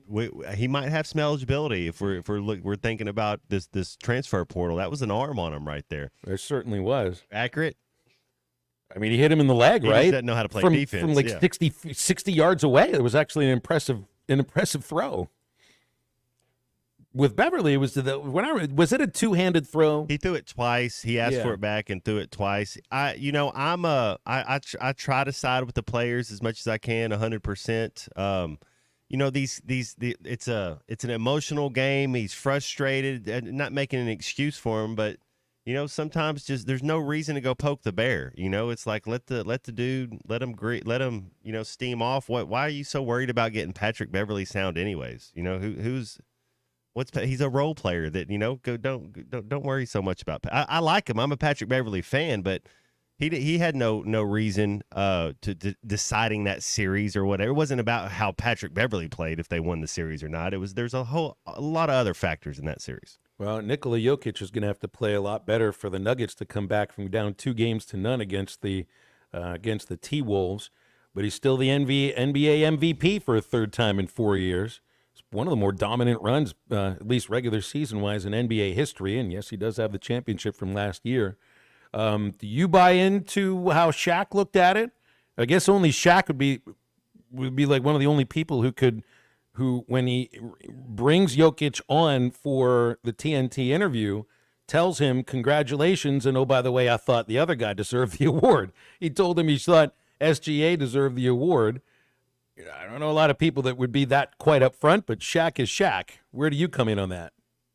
I haven't seen SGA play as much ball, I guess, as Shaq. I know that you haven't seen a guy since Joker. He has that Arvidas Sabonis. He has that Larry Bird quality. The way he goes. Him and Luka are kind of similar in players in their crafty, their eye-hand coordination. They can make any pass on the court at any time. They know how to get it to him, right-handed, left-handed, the vision that they have. Yeah, I'm a Shai Gilgeous-Alexander fan, but I have no problem I think the Joker, what he's done over this period, you just brought it up, that over the last 4 years has just been, it's been ridiculous.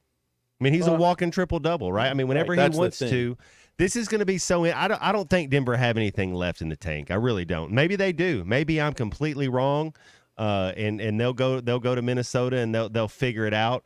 But they look tired. They look shot. They look like they've just been through the grind and just going. After the last two postseason runs, winning the championship last year, they played a lot of ball. They look tired.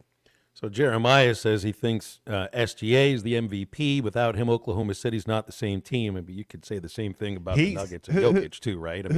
If he's a unicorn, the team's going to be totally different without him too. You could say the same both. You could say the same thing both ways.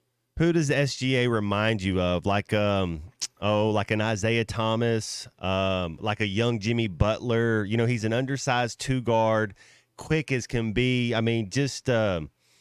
You're trying to think of who he is when he's at Steve Nash, like almost. Although they're a little different, but.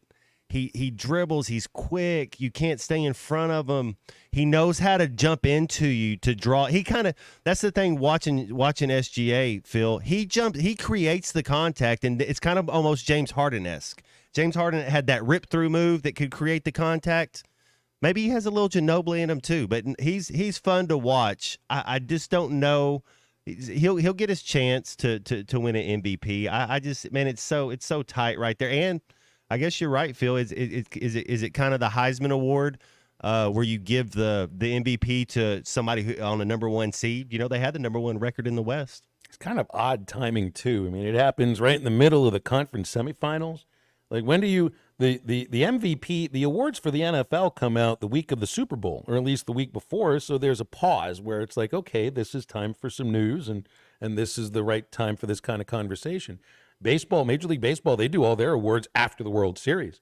This just feels like it's odd to do it now. If you're going to do it in the postseason, why not before the finals start? That's when I would do it. I would do it after the Western and Eastern Conference Finals are done, when you just do all the awards. But they kind of go in order. They did the Rookie of the Year. I don't know who the sixth man was, but you see Jamal Crawford talking a little basketball on these sets. I'm a Stan Van Gundy fan. I could listen to him call ball all the time, but Jamal Crawford was, he could get it. He's a crafty sixth man of the year, could play some offense. I like hearing his point of view. Well, you get the Cavs and the Celtics tonight, 6 o'clock on ESPN, and the Mavs and the Thunder at 8:30, also on ESPN. And then the other games are tomorrow. Nuggets and Timberwolves are the second game tomorrow, Matt. So I mean, you get the Knicks up 2-0, but they're going to Indiana up 2-0. And it's the Timberwolves heading home up 2-0. And I can't help but think about now. Is that 2-0 when you've blown 2 games at home this late in the season in the NBA? That almost feels like a hole that is impossible to dig out of. I would imagine in the last 50 years, the teams that lost their first 2 games at home, maybe one of them has come back and won that series. I bet it doesn't happen. I don't know what the numbers are, but you're not. It's an uphill battle all the way. I think I even think LeBron James, when they came back, I think they won one of the first 2 games. I don't know if they lost 2 in a row, but yeah, I think Denver they look tired. Alan texted in, wants an update on the softball game. It would be a silent update because there isn't one. They got to wait for the first game, LSU Tennessee, to even start. Then they play after that, and it's raining in Auburn. So, Alan, if you want an update, I don't have one for you. I wish I did. JT says they normally give the MVP trophy so the MVP can hold it up on his home court. All right, but what if he's not playing in this level of the postseason? What if he got eliminated in the previous round? Doesn't happen much, but I think it happened to Dirk one time a few years ago, but it doesn't happen much. They had a coach of the year, and he got coach of the year, and they were giving him the award, and he had already been fired by his team. That happened with Joe Girardi, and when he was the National League Manager of the Year with the Marlins. And I don't know if he'd been fired before or after the award. You know, he and the owner didn't get along at all. And he ends up managing the Yankees to a world championship. But I'd seen that before. And I've also seen this is a different sport and it's a different era and everything, but the first Yankees championship under Joe Torre, when they beat the Atlanta Braves 4-2, New York lost the first 2 games of that series at home. And then they went back to Atlanta. They were trailing. What was it when Stanton hit that home run? Mike Stanton hit the famous home run off Mark Wohlers, and they were trailing at that point. Like, they were an inning or 2 away from being down 3-0 in Atlanta, and then Stanton hits that home run. They beat the Braves 5-2, and they go on to win the rest of the games after being down 2-0 on the road. It's baseball, so I think the home field advantage in baseball isn't quite as strong as it is on home court advantage for basketball. Or nowhere near it, to be quite honest, which always made me wonder a little bit because there is no advantage to the way the game is built by playing at home. You just have your crowd and maybe the idea that you know where the dead spots on the floor are, if that's even still a thing, and the officials might give you some calls. Baseball, there is a legitimate, you are the last team to bat in the 9th inning, and that means something. So I guess I'd be surprised if it were to happen in basketball for the Nuggets to come back. But hey, they're already the champions, so maybe crazier things have happened. Brought to you by Crabtree RV Center in Alma. When you're making plans for the summer for you and your family and need an RV for your adventures, I'm going to guarantee Crabtree RV has an RV that works perfectly for you and your family. You can give them a visit where they've been for a long time now, over 70 years. I-40, I-49 junction in Alma beside the Cracker Barrel. You can also go online at crabtreerv.com to get a look at their inventory. Meanwhile, we're back to wrap up the show in just a moment. This is halftime. With over $30,000 in cash and prizes, don't miss the 34th Annual Judge Greg Ray Memorial Tri-Lakes Big Bass Festival, sponsored by the Sevier County Chamber of Commerce, Saturday, May 25th, Memorial Day weekend. Head to Gillum, DeQueen, or Dirks Lake and set your sights and your hook on the special $10,000 Reel the Weight prize on each lake if your winning numbers match up. Go online, SevierCountyChamberOfCommerce.org for an entry form. This ad paid for with state and regional funds. Sometimes I'm in a hurry. Stay in the slow lane, buddy. That's when I use the Sodies app to order my favorites and pick up in their drive-thru. They even offer a 10% discount on your first app order. Experience different at Sodies Wine and Spirits off I-540 on Phoenix Avenue. Every day is worth celebrating at Uncorked. Cocktails, wine, craft beer, bourbons, and unbelievably great food. Uncorked on Phoenix Avenue next to Sodi's. Attention homeowners, storm season is here, and it's time to take action to protect your property. At H&H Tree Service, we've got you covered. Licensed and insured, our expert team specializes in removing dangerous trees and limbs, keeping you and your loved ones safe. Plus, count on us for thorough storm cleanup services. Our service area includes the entire River Valley and parts of Oklahoma. Don't wait until it's too late. Call H&H Tree Service at 479-227-9480. H&H Tree Service, your safety is our priority. Are you an angler having trouble finding all the bait, tackle, and more for your fishing needs? Make a Wake Bait and Tackle, now located in Fort Smith next to Witts Marine on North 11th Street, is your place. Make a Wake Bait and Tackle also has the largest selection of plastics in the River Valley. Reactor Innovation, Bobby Garland, Zoom, Mega Bass, and more. Check out the Daiwa Rod and Reels. Make a Wake Bait and Tackle, 803 North 11th Street in Fort Smith, 479-926-9320. Also get your rod and reels repaired. Come see us next to Witts Marine at Make a Wake Bait and Tackle. Looking for a new piece of heavy equipment? Come on over to Sharp Equipment today and explore our latest offers and deals as a Wacker Newson dealer and a Cinnabogan authorized service provider. From excavators with the best-in-class breakout force to powerful skid steers, we'll be sure to find the right equipment for you. Stop in Central Hydraulics and see us at Sharp Equipment, located at 6104 Highway 271 South in Fort Smith, or give us a call at 479-242-1406.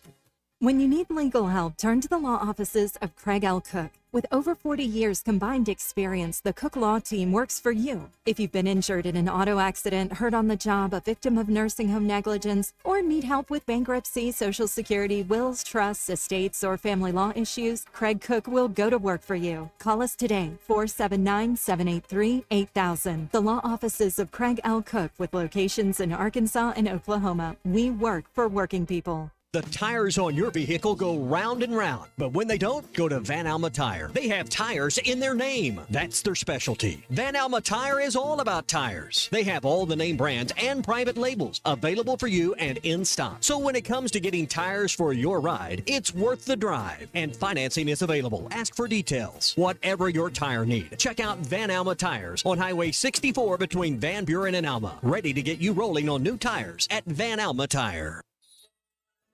I know we're always on the go, heading to Fayetteville, Little Rock, Oklahoma City, and you need a place to fill up. But not just for gas. I need snacks, drinks, and a restroom that doesn't make me throw up. That's why my new favorite pit stop is Jam Mart number 10, located at 6201 Grand Avenue on the way out of town. I can't stop by without getting something from their hot box or a fresh made burger. That's Jam Mart number 10, located at 6201 Grand Avenue in Fort Smith. Your home for every Razorback football, basketball, and baseball game. ESPN 95.3.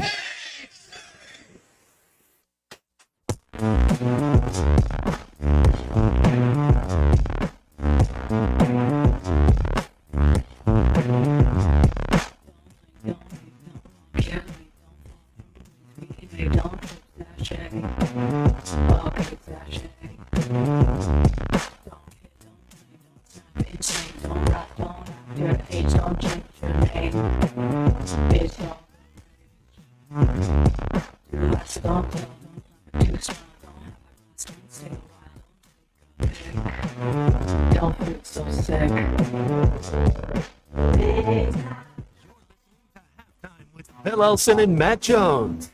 Want to jump in the conversation? Call or text ESPN Arkansas on the McClarty Daniel hotline, 877-377-6963. Now, here's Phil Elson and Matt Jones. The baseball team that's going to be playing in the dark, Big Mike and Waldron thinks it's black lights that they're playing underneath. You better make sure you got some clean uniforms. And anybody sitting in the stands, make sure your laundry is fresh, okay? Otherwise, we're going to see stuff on your clothing that nobody needs to see. It'd be tough to play, I think, baseball like that. But have you ever been to one of those golf courses that you can play golf at night? Does Top Golf count? No. Well, there's a course in Memphis. I know there's a course over there in Oklahoma. La Fortune, maybe that's the track over there. And they do a dark but it's like 11 o'clock at night or something. I mean, the thing is, Phil, it's so hot at 2 o'clock in the afternoon. It's like I can't. But then you can go get your exercise around 8 or so. 7 once the sun kind of goes down a little bit. Remember, so Brett brought up that was very, well, I can't remember the name of the owner. Anyway, the Indians, but it was also a thing that Charlie Finley did, that he wanted to use yellow baseballs. This was the same owner that wanted to pay all of his players to grow mustaches when that was a sign of Fertility. Well, also a sign of just going against the older folks, and he wanted to play with yellow baseballs too, but that was supposed to be a Major League Baseball thing. That would have been kind of ugly. The yellow softballs look fine for softball. It would just be a little bit weird, kind of ugly looking for baseball. And it's Veck. Yes, thank you very much, Bill. Brad. I knew who Bill Veck is, just couldn't remember his name. Same guy that threw that Eddie Gaedel bat, the shortest player in the history of the sport. What was he? He was a midget, so I don't know how tall he was, but he drew a walk. Same guy that did that. It would make sense that he would want the glowing baseballs too. Matt, what happened in the Champions League yesterday? We have our all German final? Oh yeah, the Pokal. It did not end up that way. The Canadian Alphonso Davies scored one and somewhere around the 60th minute. And then Real Madrid Magic. It was it's so funny too, Phil. It was like a journeyman. It wasn't a Galactico. It was a sub. He was on loan a couple years ago. But he grew up there, and he's at the end of his career, and he came in, and Manuel Neuer is supposed to be considered one of the best goalkeepers. He made a blunder. He threw it out for no reason, should have held on to it, and then came back and spilled it right to him. And then they scored another one like 2 minutes later. It was absolutely theater, drama at its finest. It's pretty cool. So you'll get Dortmund versus Real Madrid, which would be like, it's the haves and the have-nots is what it is. I mean, you could do the payroll. You can do everything you want to say. We've got our Cinderella to root for here. Exactly. Dortmund is the Cinderella. The yellow brick, the yellow brick wall. You were about to go with the yellow brick road. For your boy Sir Elton, who's a Watford fan, but Real Madrid is where Galactico came from. That's Real Madrid Galactico. That's where you get it's where 5-star was invented. It's first class or no class. Colton, congratulations for making it through an entire episode of Halftime without blushing too much. It was a great experience. I'm happy and humbled to be here. Well, we'll see what happens tomorrow if you can make it through another 3 hours. I know I will. I know Matt will. We just question whether you will. That's Halftime for a Thursday. Download the Eastside Liquor Halftime podcast and stay tuned for Ruskin and Zach. And we'll see you tomorrow for another award-winning edition of Halftime. For Coco, for the C Unit, and for Matt, I'm Phil. Get up, get out, and get better. Let's see. Leaky faucet Tuesday. Water flooding the yard. Better put that down for the middle of the month when the bills aren't due. Honey, what are you doing? Planning our plumbing.